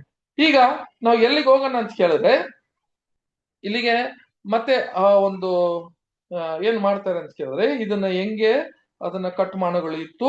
ಇದನ್ನು ಮುಂಚೆ ಈ ಒಂದು ದೇವದರ್ಶನ ಗುಡಾರ ಕಟ್ಟೋದಕ್ಕೆ ಮುಂಚೆನೆ ಈ ಒಂದು ಈ ಯಜ್ಞವೇದಿಯನ್ನ ಕಟ್ಟಬೇಕು ಅಂತ ಹೇಳ್ತಾರೆ. ಇದನ್ನ ಕಟ್ಟಬೇಕಾದ್ರೆ ಹೆಂಗ್ ಕಟ್ಟಬೇಕು ಅಂತ ಹೇಳುವಾಗ ಸಹೋದರ ಸಹೋದರರೇ, ಈಗ ನೋಡ್ರಿ, ಆ ಯಜ್ಞವೇದಿ ಕಟ್ಟೋದಕ್ಕೆ ಮುಂಚೆ ಒಂದು ಡಿಸೈನ್ ಕೊಡ್ತಾರೆ. ಅದನ್ನ ಓದೋಣ. ವಿಮೋಚನ ಖಂಡದಲ್ಲಿ 20ನೇ ಅಧ್ಯಾಯ 25ನೇ ವಾಕ್ಯ ಓದ್ರಿ. ಫಸ್ಟ್ 20ನೇ ಅಧ್ಯಾಯ 25ನೇ ವಾಕ್ಯ. ನೀವು ನನಗಾಗಿ ಕಲ್ಲಿನಿಂದ ಯಜ್ಞವೇದಿಯನ್ನು ಕಟ್ಟಬೇಕಾದರೆ ಕೆತ್ತಿರುವ ಕಲ್ಲುಗಳಿಂದ ಕಟ್ಟಕೂಡದು. ಅದಕ್ಕೆ ಉಳಿ ಮುಂತಾದದ್ದನ್ನು ಉಪಯೋಗಿಸಿದರೆ ಅದು ಅಪರಿಶುದ್ಧವಾದದ್ದು. ಈಗ ಮುಂಚೆನೆ ಈ ದೇವದರ್ಶನ ಗುಡಾರ ಹೆಂಗಿದೆ ಅಂತ ಹೇಳೋಕ್ ಮುಂಚೆ ಫಸ್ಟ್ ಅವರು ಒಂದು ಯಜ್ಞವೇದಿಯನ್ನ ಕಟ್ತಾರೆ. ಆ ಯಜ್ಞವೇದಿ ಕಲ್ಲಲ್ಲಿ ಅಥವಾ ಆ ಮಣ್ಣಲ್ಲಿ ಕಟ್ಟಬೇಕಾದ್ರೆ ಮೊದಲು ಏನ್ ಹೇಳ್ತಾರೆ, ನೀನು ಕಲ್ಲಲ್ಲಿ ಕಟ್ಟಬೇಕಾದ್ರೆ ಈ ಯಜ್ಞವೇದಿ ಯಾವೊಂದು ಉಳಿಯಲ್ಲಿ ಅದನ್ನ ಏನ್ ಮಾಡ್ಬೇಕು ಅಂತ ಕೇಳಿದ್ರೆ ಅದನ್ನ ಹೊಡಿಬಾರ್ದು. ಇನ್ನೊಂದು ಏನಂತ ಕೇಳಿದ್ರೆ, ಯಾವ ಕಾರಣಕ್ಕೂ ಅದನ್ನ ಏನ್ ಮಾಡ್ಬಿಡ್ರಿ, ಯಾವೊಂದು ಉಳಿಯನ್ನ ಇಟ್ಟು ಅದನ್ನ ಸೆದಕ್ಬೇಡ್ರಿ. ಕ್ಲಿಯರ್ ಆಗಿ ಅದನ್ನ ಎತ್ತಿದ್ದೀರಾ, ಅದನ್ನ ಹಂಗೆ ಹುಡುಕಿ ಹಂಗೆ ತಂದು ಏನ್ ಮಾಡ್ಬೇಕಂತ ಕೇಳಿದ್ರೆ ಅದನ್ನ ಇಡ್ಬೇಕು ಅಂತ ಹೇಳ್ತಾರೆ. ನೋಡ್ರಿ, ಈ ಯಜ್ಞವೇದಿಯ ಬಹಳ ಮುಖ್ಯವಾದ ಒಂದು ಅರ್ಥ ಅಲ್ಲಿಗೆ ತೋರಿಸ್ತಾರೆ. ಏನಂತ ಕೇಳಿದ್ರೆ, ಅವರು ಅಲ್ಲಿ ಇಡುವ ಒಂದು ಕಲ್ಲುಗಳಾಗ್ಲಿ, ಆ ಕಲ್ಲುಗಳನ್ನ ಯಾವೊಂದು ಉಳಿಯನ್ನ ಇಟ್ಟು ಓಡಿಬಾರದು ಅಂತ ಹೇಳ್ಬೇಕು. ಆಮೇಲೆ ಏನ್ ಹೇಳಿದ್ರು ಅಂತ ಕೇಳಿದ್ರೆ, ಅದ್ರ ಪಕ್ಕದಲ್ಲಿ ಯಾವೊಂದು ಗಿಡವನ್ನು ಕೂಡ ಏನ್ ಮಾಡ್ಬೇಡಿ ಅಂತ ಕೇಳಿದ್ರೆ ಇಡಬೇಡ ಅಂತ ಹೇಳ್ತಾರೆ. ಇನ್ನೊಂದು ಕೂಡ ಹೋಗೋಣ. ಧರ್ಮೋಪದೇಶ ಖಂಡ 16ನೇ ಅಧ್ಯಾಯ 21ನೇ ವಾಕ್ಯ. ನಿಮ್ಮ ದೇವರಾದ ಯೆಹೋವನಿಗೋಸ್ಕರ ನೀವು ಕಟ್ಟಿಸಿಕೊಳ್ಳುವ ಯಜ್ಞವೇದಿಯ ಬಳಿಯಲ್ಲಿ ಯಾವ ವಿಧವಾದ ಮರದ ಅಶೇರವೆಂಬ ವಿಗ್ರಹ ಸ್ತಂಭವನ್ನು ನೆಡಬಾರದು. ನೋಡಿದ್ರ ಸಹೋದರ ಸಹೋದರಿಯರೇ, ಈ ಎರಡು ವಿಷಯ ಬಹಳ ಮುಖ್ಯವಾಗಿ ಹೇಳಿದ್ರು. ಏನಪ್ಪಾ ಅಂತ ಕೇಳಿದ್ರೆ, ಈ ಯಜ್ಞವೇದಿಯಲ್ಲಿ ಕಟ್ಟಬೇಕಾಗಿರುವ ಮೊದಲು ಆ ಕಲ್ಲುಗಳನ್ನು ನೋಡ್ರಿ. ಯಾವ ಕಲ್ಲುಗಳು ಅಂತ ಕೇಳಿದ್ರೆ ಮುಂಚೆನೆ ಅವ್ರು ಹೇಳ್ತಾರೆ, ಈ ಕಲ್ಲುಗಳು ಅಂತ ಕೇಳಿದ್ರೆ ಈ ಸಭೆ ಅಥವಾ ಏಸು ಕ್ರಿಸ್ತನನ್ನು ಕೂಡ ಅವರು ಏನ್ ಹೇಳ್ತಾರೆ ಅಂತ ಕೇಳಿದ್ರೆ, ಆ ಕಲ್ಲನ್ನ ತಂದು ಇಲ್ಲಿ ರೆಡಿ ಮಾಡಿಸಿ ಮತ್ತೆ ಆ ಯಜ್ಞವೇದಿಯನ್ನ ಕಟ್ಟೋದಲ್ಲ. ಅದು ಮುಂಚೆನೆ ಅದು ಏನಾಗಿ ಇರ್ಬೇಕಂತ ಕೇಳಿದ್ರೆ ಎಲ್ಲಿಂದಾನೇ ಅದಕ್ಕೆ ಸರಿ ಸಮಾನವಾಗಿ ಏನಿದೆಯೋ ಅದನ್ನ ತಂದಿಡ್ರಿ, ಇಲ್ಲಿ ತಂದ ಮೇಲೆ ಅದನ್ನ ರೆಡಿ ಮಾಡ್ಬೇಡ್ರಿ ಅಂತ ಹೇಳ್ತಾರೆ. ಇನ್ನೊಂದು ಏನ್ ಹೇಳ್ತಾರೆ ಅಂತ ಕೇಳಿದ್ರೆ, ಯಾವ ಕಾರಣಕ್ಕೂ ಏನ್ ಮಾಡ್ಬೇಡ ಅಂತ ಕೇಳಿದ್ರೆ, ಒಂದು ಗಿಡ ಇಲ್ಲಿ ಆ ಗಿಡವನ್ನು ಅಲ್ಲಿ ಏನ್ ಮಾಡ್ಬೇಡ ಅಂತ ಕೇಳಿದ್ರೆ ಇಡಬೇಡ, ಆಶ್ರಯ ಅಂತ ಹೇಳ್ತಾರೆ. ಅದನ್ನ ಇಡಬೇಡ ಅಂತ ಹೇಳ್ತಾರೆ. ಏನಕ್ಕೆ ಅಂತ ಕೇಳಿದ್ರೆ ಸಹೋದರ ಸಹೋದರಿ, ಇಲ್ಲಿ ಕೂಡ ಅಲ್ಲಿ ಏನಾಯ್ತು ಮುಂಚೆ ಅಂತ ಕೇಳುವಾಗ, ಬೇರೆಯವ್ರ ದೇವರುಗಳು ನಾವೆಲ್ಲ ನೋಡ್ತೀವಲ್ಲ, ಒಂದು ಎಲ್ಲೇ ಒಂದು ದೇವಸ್ಥಾನ ಇರ್ಲಿ, ಈಗ ಬೇರೆ ಬೇರೆ ದೇವಸ್ಥಾನಗಳು ಹೇಳ್ತೀನಿ, ದೇವಸ್ಥಾನಗಳಿರ್ಲಿ, ಯಾವುದೇ ಒಂದು ವಿಗ್ರಹಗಳಿರ್ಲಿ, ಆ ವಿಗ್ರಹಗಳಿದ್ರೆ ಅಲ್ಲಿಗೆ ಒಂದು ಮರ ಇಟ್ಟಿರ್ತಾರೆ, ಒಂದು ಗಿಡ ಇಟ್ಟಿರ್ತಾರೆ. ಆ ಗಿಡಗಳನ್ನ ಇಟ್ಟು ಅದು ಕೂಡ ದೇವರಾಗಿ ಅವ್ರು ಏನ್ ಮಾಡ್ತಾರೆ, ನಮಸ್ಕಾರ ಮಾಡೋದನ್ನ ತಂದೆ ದೇವರು ಮುಂಚೆನೆ ಹೇಳಿದ್ರು. ಏನ್ ಹೇಳ್ಬಿಟ್ರು ಅಂತ ಕೇಳಿದ್ರೆ, ಯಜ್ಞವೇದಿ ಒಂದು ಮಾಡುವಾಗ ಯಾವ ಕಾರಣಕ್ಕೋ ಬೇರೆ ವಿಗ್ರಹಗಳಿಗೆ ಸಂಬಂಧಪಟ್ಟ ಕಾರ್ಯಗಳನ್ನ ಇದರಲ್ಲಿ ಇರಬಾರ್ದು ಅಂತ ಹೇಳಿದ್ರು. ನಮಗೆ ಇದರಲ್ಲಿ ಕೂಡ ಪಾಠ ಇದೆ. ಯಾಕಂತ ಹೇಳಿದ್ರೆ, ಯಜ್ಞವೇದಿ ಕಟ್ಟೋದಕ್ಕೆ ಮುಂಚೆ ಅದನ್ನ ಕಟ್ಟೋದಕ್ ಮುಂಚೆ ತಂದೆ ದೇವರು ಏನ್ ಹೇಳ್ತಾರೆ ಅಂತ ಕೇಳಿದ್ರೆ, ನಿಮ್ಮಲ್ಲಿ ಇರುವ ಗುಣಲಕ್ಷಣಗಳು, ಅದೇ ತರ ನೀನು ಯಜ್ಞವೇದಿಯಲ್ಲಿ ನೀನು ಆ ಯಜ್ಞವನ್ನು ಕೊಡುವಾಗ, ಸಮರ್ಪಣೆ ಮಾಡುವಾಗ, ಯಾವ ಒಂದು ವಿಗ್ರಹಕ್ಕೆ ಸಂಬಂಧಪಟ್ಟ ಕಾರ್ಯಗಳಲ್ಲಿ ಅಲ್ಲಿ ಕೂಡ ನಮ್ಮಲ್ಲಿ ಇರಬಾರದು ಅಂತ ಕೂಡ ಇಲ್ಲಿಗೆ ಕೊಡ್ತಾರೆ ಅಂತ ನೋಡ್ತೀವಿ. ಸರಿ, ಇಲ್ಲಿಗೆ ನಾವ್ ಏನ್ ನೋಡ್ತೀವಿ ಅಂತ ಕೇಳಿದ್ರೆ ಸಹೋದರ ಸಹೋದರರೇ, ಆ ಒಂದು ತಂದೆ ದೇವರು ಕೊಟ್ಟಿದ್ದಂತ ಒಂದು ಬೆರಿ ದೊಡ್ಡ ಯಜ್ಞ ವೇದಿ ಯಾಕಡೆ ಅವ್ರು ಕೊಟ್ರು, ಯಾಕಡೆ ಬಂದು ಆತನ ಒಂದು ಆ ಒಂದು ಏನ್ರಿ ಆ ಹೋರಿಯನ್ನ ಒಡೆದ್ರು ಅಂತ ಕೇಳುವಾಗ, ಅದು ನೋಡಿ ಯಾಕಡೆ ಕೊಟ್ರು ಯಾಕಡೆ ಹೊಡೆದ್ರು ಅಂತ ಹೇಳುವಾಗ, ಅದು ನಾರ್ತ್ ಅಂತ ಹೇಳುವಾಗ ಎಲ್ರಿ ನಾರ್ತ್ ಅಂದ್ರೆ ಓಕೆ ಉತ್ತರ ಕಡೆ. ಆ ಉತ್ತರ ಕಡೆ ಏನ್ ಮಾಡ್ಬೇಕು ಅಂತ ಕೇಳಿದ್ರೆ ಓಡಿ ಅಂತ ಹೇಳ್ತಾರೆ. ಓದನಷ್ಟರ ವಾಕ್ಯ ಓದ್ರಿ.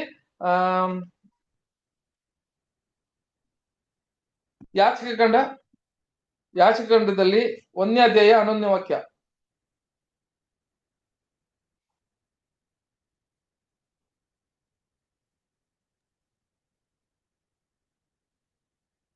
ಅದನ್ನು ಯೆಹೋವನ ಸನ್ನಿಧಿಯಲ್ಲಿ ಯಜ್ಞವೇದಿಯ ಉತ್ತರ ಕಡೆಗೆ ವಧಿಸಬೇಕು. ಈಗ ಒಂದು ನೋಡ್ರಿ, ಹಂಗಾದ್ರೆ ಆ ಯಜ್ಞವೇದಿನ ಉತ್ತರ ಕಡೆ ಅದನ್ನ ಏನ್ ಮಾಡಿ ವಹಿಸ್ಬೇಕು ಅಂತ ಹೇಳುವಾಗ, ಅದು ಏನಕ್ಕಪ್ಪ ಅಂತ ಹೇಳಿದ್ರೆ, ತಂದೆ ದೇವರನ್ನ ಇದ್ದಿದ್ದಂತ ಒಂದು ಜಾಗ ಅವರ ಉತ್ತರ ಕಡೆ ಅಂತ ಹೇಳುವಾಗ, ತಂದೆ ದೇವರೇ ಆ ಒಂದು ಯಜ್ಞವನ್ನು ಕೊಡ್ತಾರೆ ಅಂತ ಹೇಳಿ ಇಲ್ಲಿ ನೋಡ್ತೀವಿ. ಸರಿ, ಇಲ್ಲಿಗೆ ಇವಾಗ ಬಂದ್ಬಿಡೋಣ. ಎಲ್ಲಿಗೆ ಅಂತ ಕೇಳಿದ್ರೆ ಸಹೋದರ ಸಹೋದರಿಯರೇ, ಈ ಕ್ರೇಟ್ ಏನಪ್ಪಾ ಅಂತ ಕೇಳುವಾಗ, ಈ ಕೆಳಗಿದ್ದಂತ ಒಂದು ಜಾಲಿ, ಆ ಜಾಲಿಯನ್ನ ಏನ್ ಮಾಡ್ಬೇಕು ಅಂತ ಹೇಳುವಾಗ ಫಸ್ಟ್ ವಾಕ್ಯ ಓದ್ಬಿಡೋಣ. ವಿಮೋಚನ ಖಂಡದಲ್ಲಿ 40ನೇ ಅಧ್ಯಾಯ 6ನೇ ವಾಕ್ಯ.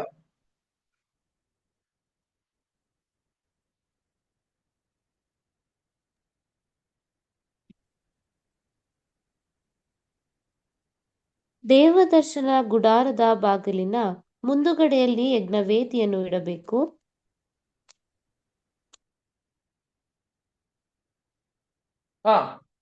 ಕಂಟಿನ್ಯೂ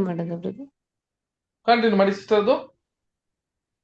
ದೇವದರ್ಶನದ ಗುಡಾರಕ್ಕೂ ಯಜ್ಞವೇದಿಗೂ ನಡುವೆ ಗಂಗಾಳವನ್ನು ಇಟ್ಟು ಅದರಲ್ಲಿ ನೀರನ್ನು ತುಂಬಿಸಬೇಕು.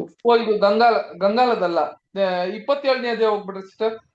27ನೇ ಅಧ್ಯಾಯ, ಅದರಲ್ಲೇ ವಿಮೋಚನ ಕಂಡ 27ನೇ ಅಧ್ಯಾಯ.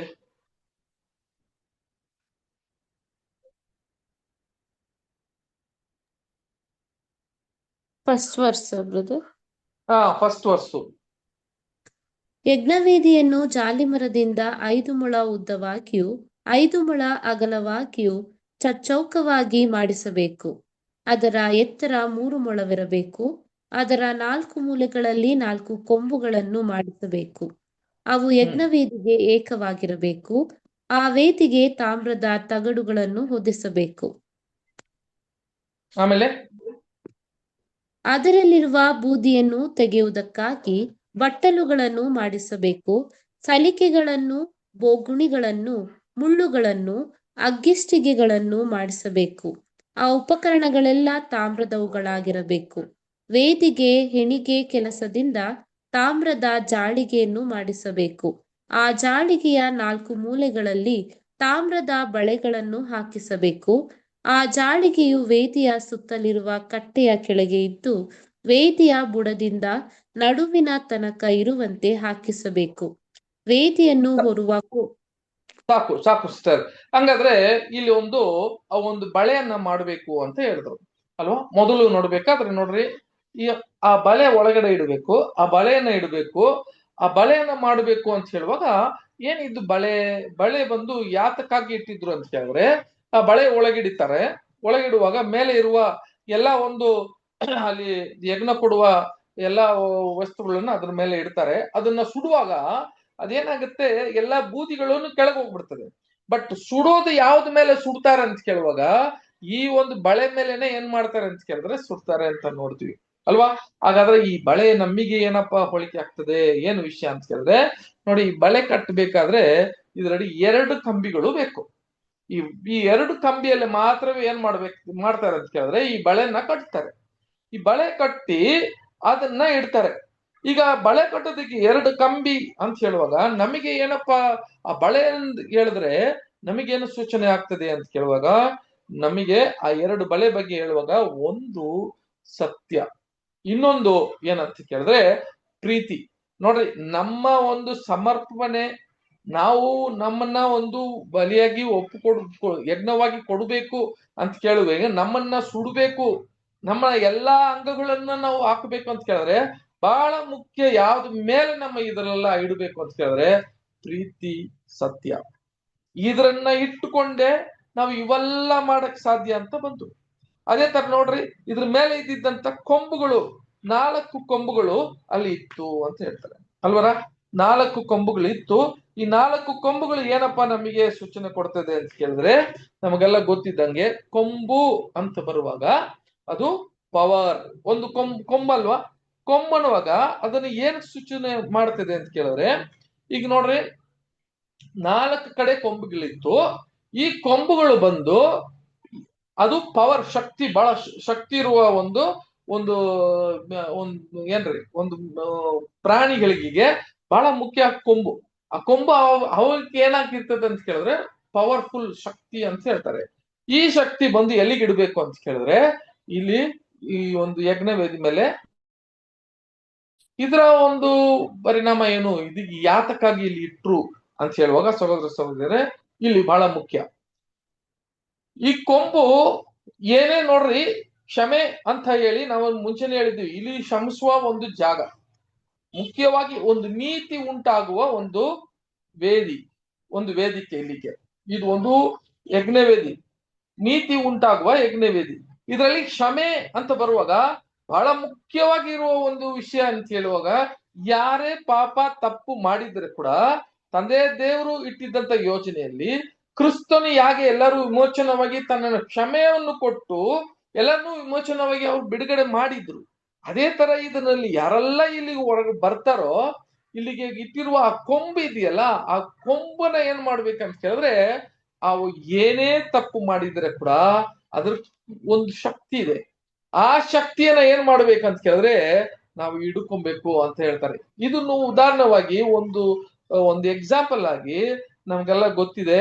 ಈ ಕೊಂಬುಗೆ ಏನಪ್ಪಾ ಒಂದು ಎಕ್ಸಾಂಪಲ್, ಒಂದು ಉದಾಹರಣೆ ಕೊಟ್ಟಿದ್ದಾರೆ ಅಂತ ಹೇಳಿದ್ರೆ ಸಹೋದರ ಸಹೋದರಿಯರೇ, ನಮ್ಮ ಇದು ಹಳೆ ಒಡಂಬಡಿಕೆಯಲ್ಲಿ ನಾವು ಒಂದು ವಿಷಯ ನೋಡ್ತೀವಿ. ಏನಪ್ಪಾ ಅಂತ ಕೇಳಿದ್ರೆ ಅಡೋನಿಜ ಅಲ್ವಾ, ನಮಗೆಲ್ಲ ಗೊತ್ತಿದ್ದಂತೆ ಒಬ್ಬನು ಏನ್ ಮಾಡ್ತಾನೆ ಅಂತ ಕೇಳಿದ್ರೆ, ತಪ್ಪು ಮಾಡದ ಮೇಲೆ ಇಲ್ಲಿಗೆ ಓಡೋಗಿ ಈ ಯಜ್ಞವೇದಿಯ ಇರುವ ಈ ಕೊಂಬು ಮೇಲೆ ಕೊಂಬನ್ನ ಒಬ್ಬನು ಹಿಡ್ಕೊಂಡ್ಬಿಟ್ರೆ ಏನಾಗಲ್ಲ ಅಂತ ಕೇಳಿದ್ರೆ ಸಹೋದರ ಸಹೋದರಿಯರೇ, ಅವ್ರನ್ನ ಸಾಯಿಸ್ಬಾರ್ದು. ಒಂದು ಆಶ್ರಯ ಪಟ್ಟಣ ಅಂತ ಒಂದು ಉಂಟಾಗಿದ್ರು. ಆಶ್ರಯ ಪಟ್ಟಣ ಅಂತ ಉಂಟಾದ್ಮೇಲೆ ಅಲ್ಲಿಗೆ ದೇವದರ್ಶನ, ಅಲ್ಲಿಗೆ ಇದ್ದಿದ್ದಂತ ಆಲಯದಲ್ಲಿ ಈ ವೇದಿಕೆ, ಈ ಯಜ್ಞವೇದಿ ಇರುವಾಗ ಯಾರಾದ್ರೂ ಒಬ್ರು ತಪ್ಪು ಮಾಡ್ಬಿಟ್ರೆ ಅವನು ಹೋಗಿ ಏನ್ ಮಾಡ್ಬೋದು ಅಂತ ಕೇಳಿದ್ರೆ, ಅದನ್ನ ಒಂದು ಹಿಡ್ಕೊಂಡ್ಬಿಟ್ರೆ ಅವನ್ನ ಯಾರನ್ನು ಸಾಯಿಸಂಗಿಲ್ಲ ಅಂತ ನಾವು ನೋಡ್ತೀವಿ. ಇದೇ ತರ ಇವಾಗ ನೋಡ್ರಿ, ಈ ವಾಕ್ಯ ಬಂದು ಎಲ್ಲಿ ಆಗ್ತದೆ ಈ ವಿಷಯಗಳು ಅಂತ ಹೇಳುವಾಗ ಒಂದು ವಾಕ್ಯ ಓದನ. 21ನೇ ಅಧ್ಯಾಯ 14ನೇ ವಾಕ್ಯ, ವಿಮೋಚನೆ ಕಂಡ 21:14. ಕೊಲ್ಲಬೇಕೆಂಬ ಉದ್ದೇಶದಿಂದಲೇ ಮತ್ತೊಬ್ಬನನ್ನು ಮೋಸದಿಂದ ಕೊಂದವನನ್ನು ನನ್ನ ಯಜ್ಞವೇದಿಯ ಬಳಿಯಿಂದಲೂ ಎಳೆದು ಅವನಿಗೆ ಮರಣ ಶಿಕ್ಷೆಯನ್ನು ಕೊಡಬೇಕು. ನೋಡಿದ್ರೆ, ಈಗ ಒಂದು ವೇಳೆ ಒಂದು ಬೇಕು ಅಂತ ಮಾಡ್ಬಿಟ್ರೆ ಒಬ್ಬನು, ಆವಾಗ ಅವನಿಗೆ ಮರಣ ಶಿಕ್ಷೆಯನ್ನು ಅದನ್ನು ಕೊಡಬೇಕು ಅಂತ ನೋಡ್ತೀವಿ. ಈ ಒಂದು ವಿಷಯದಲ್ಲಿ ನಾವು ಎಲ್ಲಿ ಈ ಒಂದು ಇನ್ಸಿಡೆಂಟ್ ಅಂತ ಕೇಳುವಾಗ, ಈ ಸಂಭವ ಎಲ್ಲಿ ನಡೀತೆ ಅಂತ ಕೇಳಿದ್ರೆ ನಮ್ಗೆಲ್ಲ ಗೊತ್ತಿದ್ದಂಗೆ ಅಡೋನಿಜ ಯಾರಂತ ಕೇಳಿದ್ರೆ, ಇವನಿಗೆ ದಾವಿದಿಗೆ ಮಗನಾಗಿದ್ದಂತ ಅಡೋನಿಜ ಇದ್ದ.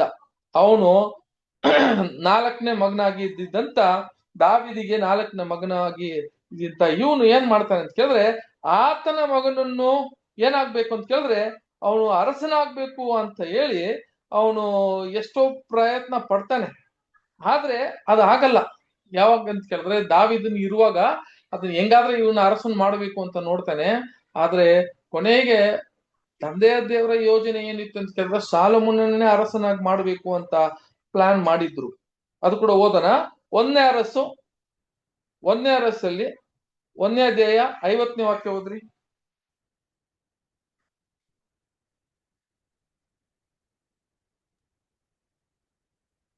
ಅದೋನೀಯನು ಸೊಲೊಮೋನನಿಗೆ ಹೆದರಿ ಹೊರಟು ಹೋಗಿ ಯಜ್ಞವೇದಿಯ ಕೊಂಬುಗಳನ್ನು ಹಿಡಿದನು. ನೋಡಿದ್ರ ಅಡೋನಿ ಏನ್ ಮಾಡ್ಬಿಟ್ಟ ಆ ಟೈಮಲ್ಲಿ, ಯಾವಾಗ ದಾವಿದ್ದು ಯಾವಾಗ ಸಾಲಮೋನಿಗೆ ಆ ಒಂದು ಜಾಗ ಕೊಡ್ಬೇಕು ಅಂತ ಹೇಳಿರುವಾಗ ಇವನ್ಗೆ ಗೊತ್ತಾಯ್ತು ಇವನು ಅರಸನಾಗ್ತಾನೆ ಅಂತ ಗೊತ್ತಾಗುವಾಗ ಈ ಅಡೋನಜ ಏನ್ ಮಾಡ್ತಾನೆ ಅಂತ ಕೇಳಿದ್ರೆ ಓಡೋಗಿ ಈ ಕೊಂಬನ್ನ ಹಿಡ್ಕೊಳ್ಳೋದಂತ ನೋಡ್ತೀವಿ. ಈ ಕೊಂಬಂದ ಅವನಿಗೆ ಬಂದಿದ್ದ ವಿಷಯ ಏನಂತ ಕೇಳಿದ್ರೆ ರಕ್ಷಣೆ ಅಲ್ವಾ. ಈ ರಕ್ಷಣೆಯಿಂದ ಅವನ್ಗೆ ಏನಾಗ್ತಾನೆ ಅಂತ ಕೇಳಿದ್ರೆ ಸಹೋದರರೇ ಅವನಿಗೆ ರಕ್ಷಣೆ ಸಿಗ್ತದೆ. ಆದ್ರೆ ಕೂಡ ಸಾಲಮೋನ ಅವನಿಗೆ ಯೋಹಾಬ್ ನೋಡ್ತೀವಿ, ದಾವಿದಿದ್ದಂತ ಕಾಲದಲ್ಲಿ ಅವನು ಯೋಹಾಬ್ ಕೂಡ ಇದ್ದ. ಯೋಹಾಬ್ ಕೂಡ ಏನ್ ಮಾಡ್ತಾನೆ ಅಂತ ಕೇಳಿದ್ರೆ ಹೋಗಿ ಅದನ್ನ ಹಿಡ್ಕೊಂತಾನೆ, ಮತ್ತೆ ಅವನ ಎಳ್ಕೊಂಡು ಬಂದು ಏನ್ ಮಾಡ್ತಾರೆ, ಅವನ ಸಾಯಿಸೋದು ಕೂಡ ನಾವು ನೋಡ್ತೀವಿ. ಆದ್ರೆ ತಂದೆ ದೇವರು ಇಟ್ಟಿದ್ದಂತ ಯೋಜನೆ, ಈ ಕೊಂಬಲ್ಲಿ ಇಟ್ಟಿದ್ದಂತ ಯೋಜನೆ ಏನಂತ ಹೇಳಿದ್ರೆ ಯಾವನಾದ್ರೆ ತಪ್ಪು ಮಾಡಿದ್ರೆ ಆ ಕೊಂಬನ ಹೋಗಿ ಹಿಡ್ಕೊಳ್ಬೇಕು. ಆವಾಗ ಅವನಿಗೆ ಏನ್ ಸಿಗ್ತದೆ ಅಂತ ಕೇಳಿದ್ರೆ ಆ ಒಂದು ಮಹಾಯಾಜಕನು ಇರೋ ತನಕ ಅವನು ಏನಾಗ್ಬೇಕು ಅಂತ ಕೇಳಿದ್ರೆ ಅಲ್ಲಿ ಅವನು ಬದುಕಿರ್ಬೋದು.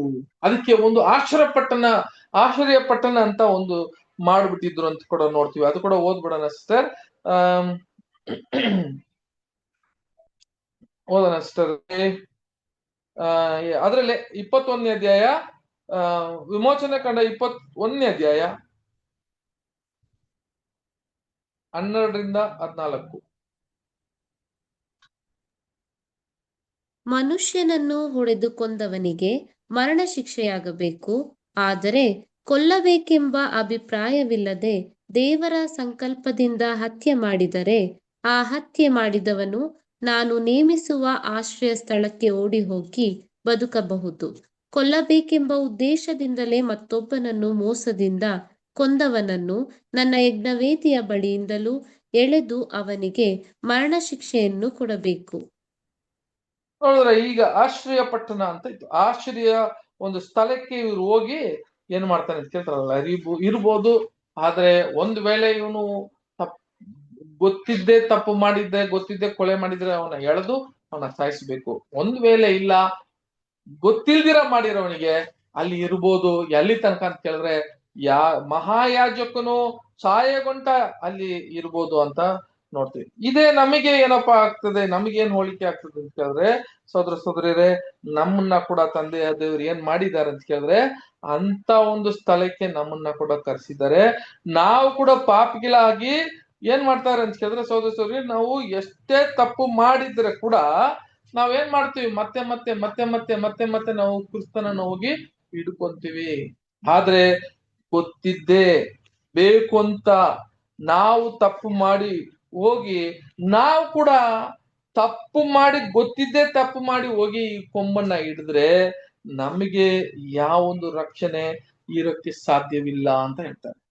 ನೋಡ್ರಿ, ಈ ಕೊಂಬು ಮೊದಲು ಆ ವೇದಿಕೆಯಲ್ಲಿ ಇದ್ದಂತ 4 ಕೊಂಬುಗಳು, ಈ ಏನ್ ಸೂಚನೆ ಆಗ್ತದೆ ಅಂತ ಕೇಳಿದ್ರೆ ಏನೇ ಒಬ್ಬನು ಬಂದು ನೋಡ್ರಿ ಇಲ್ಲಿ ಶುದ್ಧೀಕರಣ ಆದ್ಮೇಲೆ ಒಂದು ವೇಳೆ ಅವನು ತಪ್ಪು ಮಾಡಂಗಿದ್ರೆ ಗೊತ್ತಿಲ್ದಿರ ತಪ್ಪು ಮಾಡೋನಿಗೆ ಕ್ಷಮೆ ಉಂಟು. ಅಲ್ಲಿ ಆಶ್ರಯ ಪಟ್ಟಣದಲ್ಲಿ ಅವನು ಹೋಗಿ ಏನ್ ಮಾಡ್ತಾನೆ ಅಂತ ಕೇಳಿದ್ರೆ ಅದನ್ನ ಕೊಂಬನ್ನ ಹಿಡ್ಕೊಬಹುದು. ಅವಾಗ ಅವನು ಮಾಡಿರುವ ವಿಷಯಗಳನ್ನ ಅದನ್ನ ಕರೆಕ್ಟ್ ಸರಿಯಾದ ರೀತಿಯಲ್ಲಿ ಅದನ್ನ ವಿಚಾರಿಸಿ ಒಂದು ವೇಳೆ ಅಂತ ಒಂದು ದೊಡ್ಡ ತಪ್ಪು ಗೊತ್ತಿಲ್ದಿರ ಮಾಡಿದ್ರೆ ಮಹಾಯಾಜಕನು ಸಾಯೋಗಂಟ ಅವನು ಆಶ್ರಯ ಸ್ಥಳದಲ್ಲಿ ಇರ್ಬೋದು. ಅದೇ ತರ ಇಲ್ಲಿಗೆ ಒಂದು ವೇಳೆ ಅವನು ಬೇಕು ಅಂತ ತಪ್ಪು ಮಾಡ್ಬಿಟ್ಟೆ ಹೋಗಿ ಆ ಕೊಂಬನ್ನ ಹಿಡಿದ್ರೆ ಅವನ ಎಳ್ಕೊಂಡು ಬಂದು ಸಾಯಿಸ್ಬೇಕು ಅಂತ ಮುಂಚೆನೆ ಹೇಳ್ಬೇಕು. ಅದೇ ತರ ನಾವು ಇಲ್ಲಿ ಬರುವಾಗ ಸಹೋದರರೇ, ನಮಗ ಒಂದು ಯಜ್ಞವೇದಿ ಇದೆ, ಅದು ಕ್ರಿಸ್ತನಾಗಿ ಇದೆ ಅಂತ ನೋಡ್ತೀವಿ ಅಲ್ವಾ. ನಮಗೇನಪ್ಪಾ ಅಂತ ಕೇಳಿದ್ರೆ ನಾವೆಲ್ಲ ಬಂದಿದ್ದೀವಿ ಇಲ್ಲಿಗೆ, ನಾವು ಒಡಂಬಡಿಕೆ ಮಾಡಿದ್ದೀವಿ, ನಾವು ನಮ್ಮನ್ನ ಸಮರ್ಪಣೆ ಮಾಡಿದ್ದೀವಿ ಕ್ರಿಸ್ತನೊಳಗೆ. ಆ ಯಜ್ಞವೇದಿಯಲ್ಲಿ ನಮಗೆ ದೊಡ್ಡ ಪಾಲು ಉಂಟು ಅಂತ ನಾವು ಬಂದಿದ್ದೀವಿ. ಆದ್ರೆ ನಾವು ಕೂಡ ತಂದೆ ದೇವರ ಕ್ರಿಸ್ತನನ್ನು ಆ ಯಜ್ಞ ವೇದಿಯನ್ನು ಆ ಕೊಂಬನ್ನ ಹಿಡ್ಕೊಂಡಿದೀವಿ, ಆದ್ರೆ ಬೇಕಂತ ನಾವು ತಪ್ಪು ಮಾಡಿದ್ರೆ ಸಹೋದರ ನಮಗೆ ಕ್ಷಮೆ ಸಿಗೋದಿಕ್ಕೆ ಚಾನ್ಸಸ್ ಇಲ್ಲ ಅಂತ ಹೇಳ್ತಾರೆ. ಬೇಕು ಅಂತ ತಪ್ಪು ಮಾಡೋರಿಗೆ ಏನಿಲ್ಲ ಅಂತ ಕೇಳಿದ್ರೆ ವಾಕ್ಯ ಹೋಗೋಣ. ಹೆಬ್ರಿಯ 10ನೇ ಅಧ್ಯಾಯ 26ನೇ ವಾಕ್ಯ, 26ರಿಂದ ಹೆಬ್ರಿಯರಿಗೆ 10ನೇ ಅಧ್ಯಾಯ. ಯಾಕೆಂದರೆ ಸತ್ಯದ ಪರಿಜ್ಞಾನವನ್ನು ನಾವು ಹೊಂದಿದ ಮೇಲೆ ಬೇಕೆಂದು ಪಾಪ ಮಾಡಿದರೆ ಪಾಪ ಪರಿಹಾರಕ್ಕಾಗಿ ಇನ್ನಾವ ಯಜ್ಞವೂ ಇರುವುದಿಲ್ಲ. ಇನ್ನ ಫಸ್ಟ್ ಒಂದ್ ನಿಮಿಷ ಏನ್ ಹೇಳ್ತಾರೆ, ಬೇಕು ಅಂತ ಪಾಪ ಮಾಡುವಾಗ ನೋಡ್ರಿ, ಅದೇ ಆ ಯಜ್ಞ ವೇದಿ ಅಲ್ಲಿ ನಡೆದಂತ ಘಟನೆನೆ ಇಲ್ಲಿಗೆ ಹೇಳ್ತಾರೆ. ಬೇಕು ಅಂತ ನಾವು ಪಾಪ ಮಾಡುವಾಗ ನಮಗೆ ಇನ್ನೊಂದ ಆ ಒಂದು ಯಜ್ಞವು ಇರುವುದಿಲ್ಲ ಅಂತ, ವಿಮೋಚನೆ ನಮಗೆ ಇರೋದಿಲ್ಲ. ಆಮೇಲೆ ಓದಿಸ್ತಾರೆ, ಅತ್ಯಂತ ಭಯದಿಂದ ಎದುರು ನೋಡತಕ್ಕ ನ್ಯಾಯ ತೀರ್ಪು, ದೇವರ ವಿರೋಧಿಗಳನ್ನು ದಹಿಸುವ ತೀಕ್ಷ್ಣವಾದ ಅಗ್ನಿಯು ಇವೇ ನಮ್ಮ ಮುಂದೆ ಇರುವವು. ಕಂಟಿನ್ಯೂ ಮಾಡಿ. ಮೋಶೆಯ ವಿಧಿಗಳನ್ನು ಅಸಡ್ಡೆ ಮಾಡಿದವನಿಗೆ 2 ಇಲ್ಲವೇ 3 ಸಾಕ್ಷಿಗಳ ಮಾತಿನ ಮೇಲೆ ಕನಿಕರವಿಲ್ಲದೆ ಮರಣದಂಡನೆ ಆಗುತ್ತದಷ್ಟೇ. ಯಾವನು ದೇವಕುಮಾರನನ್ನು ತುಳಿದು ಒಡಂಬಡಿಕೆಯನ್ನು ಸ್ಥಿರಪಡಿಸಿದಂಥ ತನ್ನನ್ನು ಪವಿತ್ರ ಮಾಡಿದಂಥ ರಕ್ತವನ್ನು ಅಶುದ್ಧವೆಂದೆಣಿಸಿ ದೇವರ ಕೃಪಾವರವಾಗಿರುವ ಆತ್ಮನನ್ನು ತಿರಸ್ಕಾರ ಮಾಡಿದ್ದಾನೋ ಅವನು ಇನ್ನೂ ಎಷ್ಟೋ ಕ್ರೂರವಾದ ದಂಡನೆಗೆ ಪಾತ್ರನಾಗಬೇಕೆಂಬುದನ್ನು ಯೋಚಿಸಿರಿ. ನೋಡ್ರಿ ಸಹೋದರ ಏನ್ ಹೇಳ್ತಾನೆ ಅಂತ ಕೇಳಿದ್ರೆ, ತಂದೆ ಮೋಶೆಯನ್ನ ಒಂದು ವಿಷಯದಲ್ಲಿ ಅವನು ಒಂದು ವೇಳೆ ಅವನು ತಪ್ಪು ಮಾಡಿದ್ರೆ ಇಬ್ರನ್ನ ಹಿಟ್ಟು ಅವನಿಗೆ ಏನ್ ಕೊಡ್ತಾ ಇದ್ರು, ಒಂದು ಸಾಕ್ಷಿ, ಅವನಿಗೆ ವಿಮೋಚನೆ ಅವನಿಗೊಂದು ರಕ್ಷಣೆ ಸಿಕ್ಕಿತ್ತು.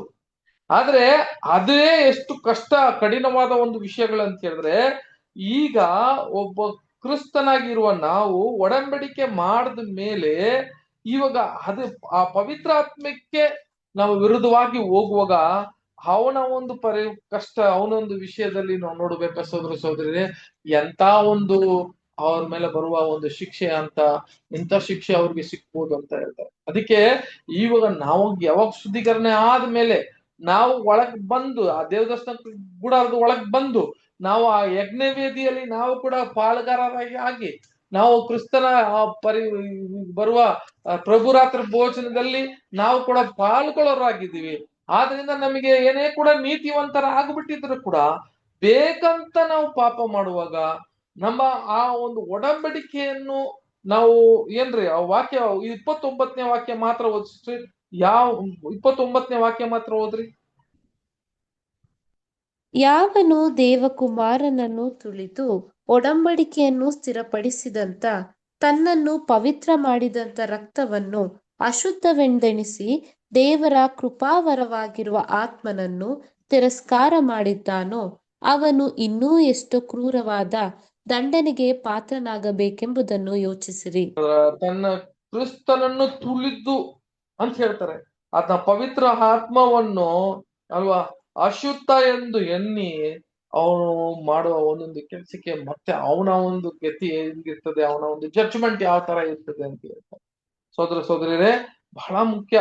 ಆದ್ರಿಂದ ನಮಗ್ ಕೂಡ ಇಲ್ಲಿಗೆ ಏನ್ ಪಾಠ ಕೊಡ್ತಾರೆ ಅಂತ ಕೇಳಿದ್ರೆ, ಯಾವ ತರ ಈ ಹಳೆ ಒಡಂಬಡಿಕೆಯಲ್ಲಿ ಈ ಯಜ್ಞ ವೇದಿ ಮೇಲೆ ಇದ್ದು ಆತನು ವಿಮೋಚನವಾಗಿ ನಮಗೆ ಎಲ್ಲರೂ ಪಾಪ ಪರಿಹಾರವನ್ನು ಕೊಟ್ಟಿದ ಮೇಲೆ ಕೂಡ ಮತ್ತೆ ನಾವು ತಪ್ಪು ಮಾಡಿದ್ರೆ, ಕ್ರಿಸ್ತನನ್ನು ನಾವು ಬೇಕಂತ ಪಾಪ ಮಾಡಿದ್ರೆ ನಮಗೆ ಇನ್ನೊಂದು ವಿಮೋಚನ ಸಿಗೋದು ಕಷ್ಟ ಅಂತ ಹೇಳ್ತಾರೆ ಅಲ್ವಾ. ಇದೇ ನಡೆದಿದ್ದ ವಿಷಯ ಮತ್ತೆ ನಮಗೆ ಕೊಡ್ತಾ ಇದ್ದಾನೆ. ಆದ್ರೆ ಆ ಕೊಂಬೆನ ಹಿಡ್ಕೊಂಡಿದ್ದೀರಿ, ನಾವು ತಪ್ಪು ಮಾಡ್ತೀವಿ ಅಂತ ಹೇಳಿದ್ರೆ ತಪ್ಪು ಮಾಡ್ತೀವಿ. ಯಾವ ತರ ತಪ್ಪು ಮಾಡ್ತೀವಿ ಅಂತ ಕೇಳಿದ್ರೆ, ಈ ಚಿಕ್ಕ ವಿಷಯಗಳೆಲ್ಲ ನಾವು ತಪ್ಪು ಮಾಡ್ತೀವಿ, ಅದನ್ನ ಸರಿಪಡಿಸ್ಕೊಳ್ಳೋಣ, ಏನ್ ತೊಂದ್ರೆ ಇಲ್ಲ. ಚಿಕ್ಕ ವಿಷಯಗಳೆಲ್ಲ ಹೇಳೋದೆಲ್ಲ ತಪ್ಪು ಮಾಡ್ತೀವಿ. ಆದ್ರೆ ಸತ್ಯ ಕಾರ್ಯದಲ್ಲಿ ವಿರುದ್ಧವಾಗಿ ನಾವು ಹೋಗುವಾಗ ಇದು ಬಹಳ ಒಂದು ನಮಗೆ ಒಂದು ಎಚ್ಚರಿಕೆ ಅಂತ ನೋಡ್ತೀವಿ. ಇನ್ನೊಂದು ವಾಕ್ಯ ಕೂಡ ಓದಿ ಈ ಪಾಠ ಮುಗಿಸೋಣ. ಫೆಬ್ರವರಿಗೆ 6ನೇ ಅಧ್ಯಾಯ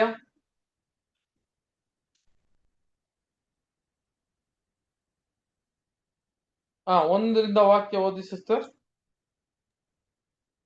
ಆದುದರಿಂದ ನಿರ್ಜೀವ ಕರ್ಮಗಳ ಮೇಲಣ ನಂಬಿಕೆಯನ್ನು ಬಿಟ್ಟು ಬಿಟ್ಟು ದೇವರಲ್ಲಿಯೇ ನಂಬಿಕೆ ಇಡಬೇಕಾದದ್ದು ಸ್ನಾನ, ಹಸ್ತಾರ್ಪಣಗಳ ವಿಷಯವಾದ ಉಪದೇಶ, ಸತ್ತವರಿಗೆ ಪುನರುತ್ಥಾನವು, ನಿತ್ಯವಾದ ನ್ಯಾಯ ತೀರ್ಪು ಉಂಟೆಂಬುದು, ಇವುಗಳನ್ನು ಪದೇ ಪದೇ ಅಸ್ತಿವಾರವಾಗಿ ಹಾಕದೆ ಕ್ರಿಸ್ತನ ವಿಷಯವಾದ ಪ್ರಥಮ ಬೋಧನೆಯನ್ನು ಕುರಿತು ಇನ್ನೂ ಮಾತಾಡದೆ ಪೂರ್ಣವಾದ ತಿಳುವಳಿಕೆಗೆ ಸಾಗುತ್ತಾ ಹೋಗೋಣ.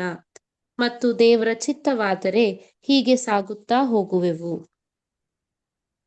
ಆಮೇಲೆ ಬಹಳ ಒಂದು ಮುಖ್ಯ. ಈಗ ಸಾರಿ ಇಲ್ಲಿ ತನಕ ಹೇಳ್ತಾರೆ ಎಲ್ಲಾ ವಿಷಯಗಳನ್ನ ತಿಳಿದ ಮೇಲೆ ಮತ್ತೆ ಮತ್ತೆ ಮತ್ತೆ ಮತ್ತೆ ನಾವ್ ಏನ್ ಮಾಡ್ಬೋದು. ಯಾಕಂದ್ರೆ ಇದು ಮುಂಚೆ ನಾವು ಯಾರ್ಗ್ ಹೇಳ್ತಿದ್ವಿ ಅಂತ ಹೇಳಿದ್ರೆ ಲೋಕದಲ್ಲಿ ಇರೋರ್ಗೆ ಹೇಳ್ತಾ ಇದ್ದಿದ್ದು, ಬೇರೆ ಡಿನಾಮಿನೇಷನ್ ಅಲ್ಲಿ ಇರೋರ್ಗೆ ಹೇಳ್ತಾ ಇದ್ದಿದ್ದು. ಈಗ ನಮಗೆ ಮತ್ತೆ ಹೇಳ್ತಾ ಇದೀನಿ, ನಾವೆಲ್ಲ ಬಂದ ಮೇಲೆ ಮತ್ತೆ ಮತ್ತೆ ಮಾತಾಡಿದ ವಿಷಯಗಳನ್ನ ಕೇಳ್ತಾ ಇದೀವಿ. ಮತ್ತೆ ಮತ್ತೆ ಇನ್ನೊಂದು ವಿಷಯಗಳನ್ನ ನಾವು ತಿಳಿದ ಮೇಲೆ ಮತ್ತೆ ಮತ್ತೆ ಅದ್ರ ಮೇಲೆನೆ ಅಸ್ತಿವಾರ ಹಾಕೋದು ಬೇಡ. ನಮಗೆ ವಿಷಯಗಳು ತಿಳಿದಿದೆ, ಮುಂದೆ ನಾವು ನಡಿಬೇಕಾಗಿರುವ ಕಾರ್ಯಗಳನ್ನ ನಡೀತಾ ಹೋಗ್ತಾ ಇರ್ಬೇಕು. ಪವಿತ್ರ ಆತ್ಮದಿಂದ ನಾವು ಅರ್ಥ ಆಯ್ತಾ, ಆ ವಿಷಯಗಳ ಅರ್ಥದ ಮೇಲೆ ನಾವು ಸರಿಯಾದ ರೀತಿಯಲ್ಲಿ ನಡ್ಕೊಂಡು ಬೆಳಿತಾನೆ ಇರ್ಬೇಕು. ಮತ್ತೆ ಮತ್ತೆ ಅದರ ಮೇಲೆ ಅಸ್ತಿವಾರ ಹಾಕೊಂಡು ಅಲ್ಲೇ ನಿಂತಿರಬಾರ್ದು, ಓಡ್ಬೇಕು ಅಂತ ಹೇಳ್ತಾರೆ. ಆಗ 5ನೇ ವಾಕ್ಯ ಹೇಳ್ತಾರೆ ನೋಡ್ರಿ. ಒಂದು ಸಾರಿ ಜ್ಞಾನ ಪ್ರಕಾಶದಲ್ಲಿ ಸೇರಿ ಪರಲೋಕದಿಂದಾದ ದಾನದ ಅನುಭವವನ್ನು ಹೊಂದಿ ಪವಿತ್ರಾತ್ಮ ವರದಲ್ಲಿ ಪಾಲುಗಾರರಾಗಿ ದೇವರ ವಾಕ್ಯದ ಶ್ರೇಷ್ಠತೆಯನ್ನು, ಮುಂದಣ ಯುಗದ ಮಹತ್ವವನ್ನು ಅನುಭವಿಸಿದವರು ಭ್ರಷ್ಟರಾದರೆ ಅವರಲ್ಲಿ ತಿರುಗಿ ಮಾನಸಾಂತರವನ್ನು ಹುಟ್ಟಿಸುವುದು ಅಸಾಧ್ಯ. ನೋಡಿದ್ರ, ಮತ್ತೆ ಎಲ್ಲ ನಾವು ಪವಿತ್ರಾತ್ಮನ ತಿಳಿದು ಸತ್ಯವನ್ನು ತಿಳಿದು ಬರುವ ರಾಜ್ಯದ ಬಗ್ಗೆ ಎಲ್ಲಾ ಜ್ಞಾನವನ್ನು ತಿಳಿದ ಮೇಲೆ ಎಲ್ಲಾ ವಿಷಯಗಳನ್ನು ಗೊತ್ತಾದ ಮೇಲೆ ಮತ್ತೆ ಸಹೋದರ ಸಹೋದರಿ ನಾವು ತಪ್ಪು ಮಾಡುವಾಗ ಅವ್ರನ್ನ ಮತ್ತೆ ತರೋದು ಅಸಾಧ್ಯ ಅಂತ ಹೇಳ್ತಾರೆ. ಮತ್ತೆ ಅವರನ್ನ ತರೋದು ಅಸಾಧ್ಯ, ಬಹಳ ಕಷ್ಟ ಅಂತ ಹೇಳ್ತಾರೆ. ಇದೇ ಯಜ್ಞ ವೇದಿಕೆಯಲ್ಲಿ ತೋರಿಸ್ತಾ ಇದೆ. ನಮಗೆ ಕ್ಷಮೆ ಸಿಕ್ತು. ಅದು ಆ ಯಜ್ಞವೇದಿ ಅಂತ ಹೇಳುವಾಗ ಅದು ಕ್ಷಮೆನೆ. ಕ್ರಿಸ್ತನು ನಮ್ಮ ಮೇಲೆ ಇದ್ದಿದ್ದ ಪಾಪ ಎಲ್ಲ ತೆಗೆದು ಹಾಕಿದ್ರು, ನಮ್ಮನ್ನ ನೀತಿವಂತರ ಹಾಕಿದ್ರು, ಸತ್ಯವನ್ನ ಕೊಟ್ರು ಅಲ್ವಾ.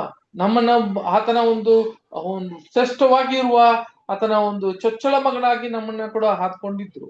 ಆದ್ರೆ ನಾವು ಗೊತ್ತಿದ್ದೇ ನಾವು ತಪ್ಪು ಮಾಡುವಾಗ ಅದಕ್ಕೆ ಕ್ಷಮೆ ಅಂತೂ ಸಿಗೋದಕ್ಕೆ ಬಹಳ ಕಷ್ಟ ಸೋದರ.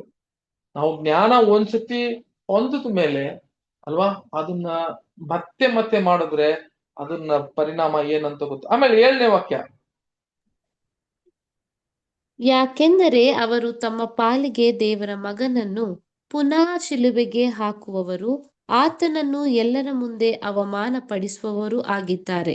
ಭೂಮಿಯು ತನ್ನ ಮೇಲೆ ಅನೇಕಾವರ್ತಿ ಸುರಿಯುವ ಮಳೆಯನ್ನು ಹೀರಿಕೊಂಡು ಅದು ಯಾರ ನಿಮಿತ್ತವಾಗಿ ವ್ಯವಸಾಯ ಮಾಡಲ್ಪಟ್ಟುತ್ತದೋ ಅವರಿಗೆ ಅನುಕೂಲವಾದ ಬೆಳೆಯನ್ನು ಕೊಟ್ಟರೆ ದೇವರ ಆಶೀರ್ವಾದವನ್ನು ಹೊಂದುತ್ತದೆ.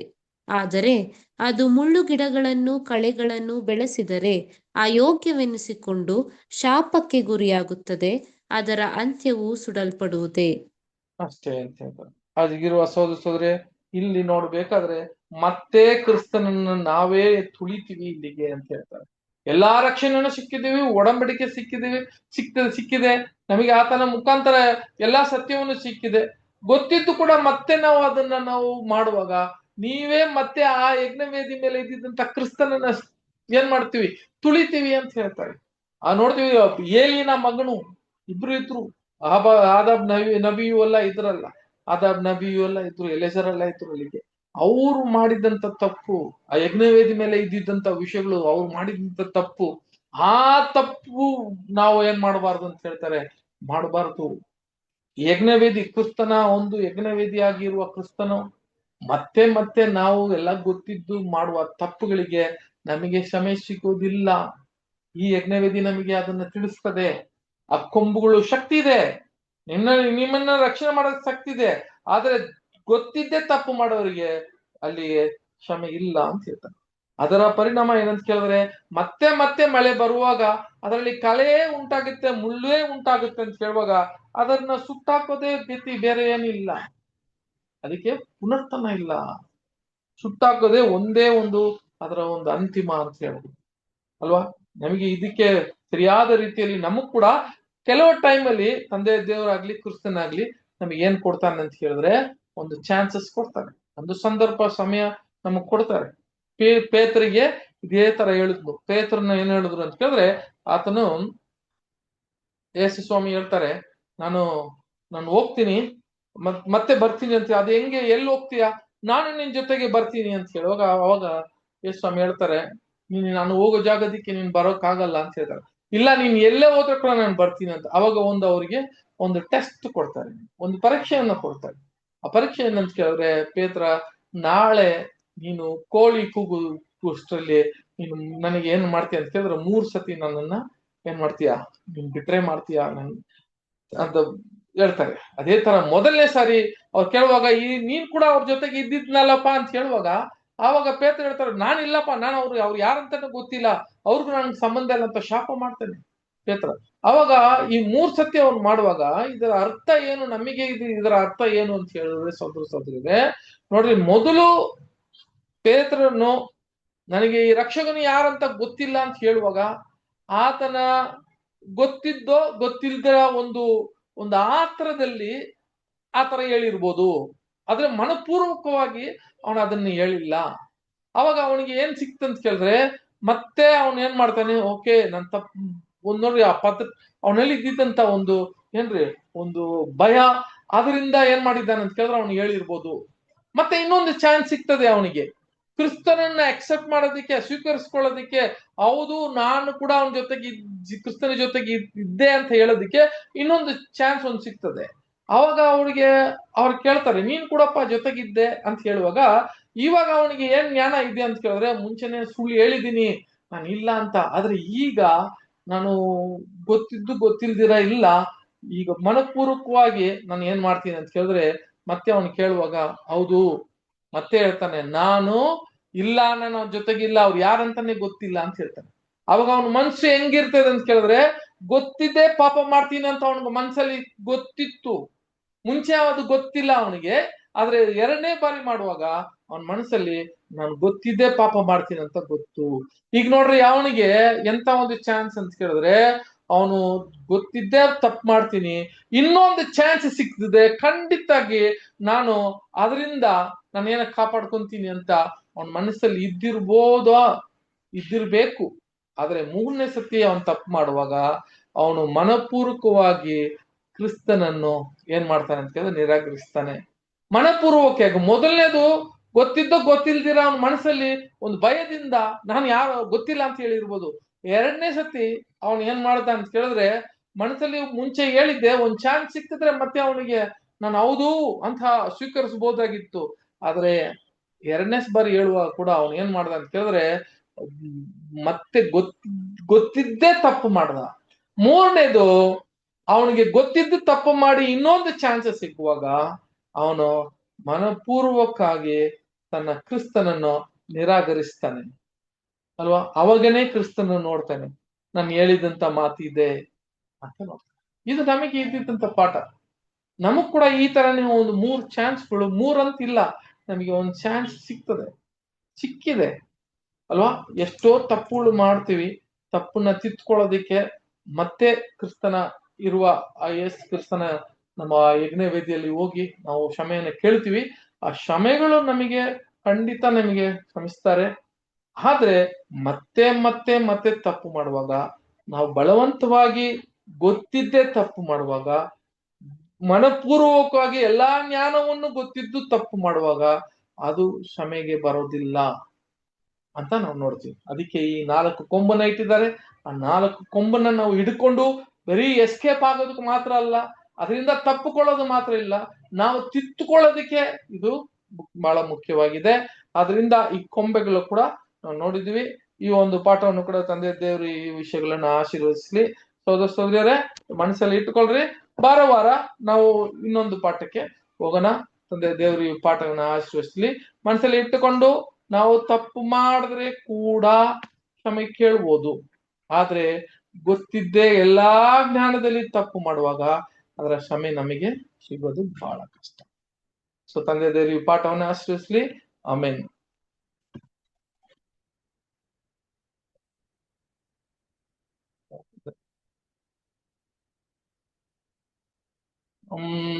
ಯಾರಿದ್ದಾರೆ ಪ್ರೇಯರ್ ಮಾಡೋರು ಬ್ರದರ್ಸ್?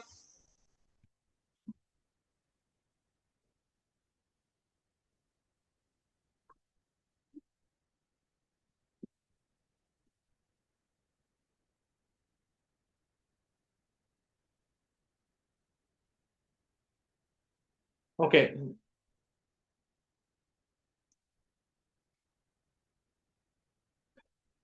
ನಾನೇ ಪ್ರೇಯರ್ ಮಾಡ್ತೀನಿ. ಸೋದರ ಸೋದರಿಯರೇ, ನಾನು ಇಂಗ್ಲಿಷ್ ನಲ್ಲಿ ಪ್ರೇಯರ್ ಮಾಡ್ತೀನಿ. ಓಕೆ, ಯಾಕಂದ್ರೆ ಕನ್ನಡದಲ್ಲಿ ಅಷ್ಟು ಕ್ಲಿಯರ್ ಆಗಿ ಬರಲ್ಲ, ನಾನು ಅದರಿಂದ ಇಂಗ್ಲಿಷ್ ಅಲ್ಲಿ ಪ್ರೇಯರ್ ಮಾಡ್ತೀನಿ. Most gracious ever loving father, god almighty Jehovah, we praise you, worship you, we honor you, we thank you for this wonderful day. Father, you guided us, leaded us, and you got us from the darkness to marvelous light and gave us wonderful truth. And today you made us to understand about the tabernacle, the altar which you have given to Moses, and you showed us what is your plan, how you will forgive us through your Son. And Father, how is the altar which is built, and how should we participate in the altar also?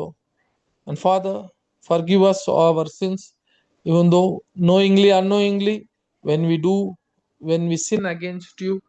Father, you guide us, lead us, and once more you forgive us and bring us to thy presence and clean us, Father. Help us, guide us, lead us. We pray all this prayer through your only Son, Jesus Christ. Amen. Thank you, brothers. Thank you, sister. Thank you, brother. Sister. Good night.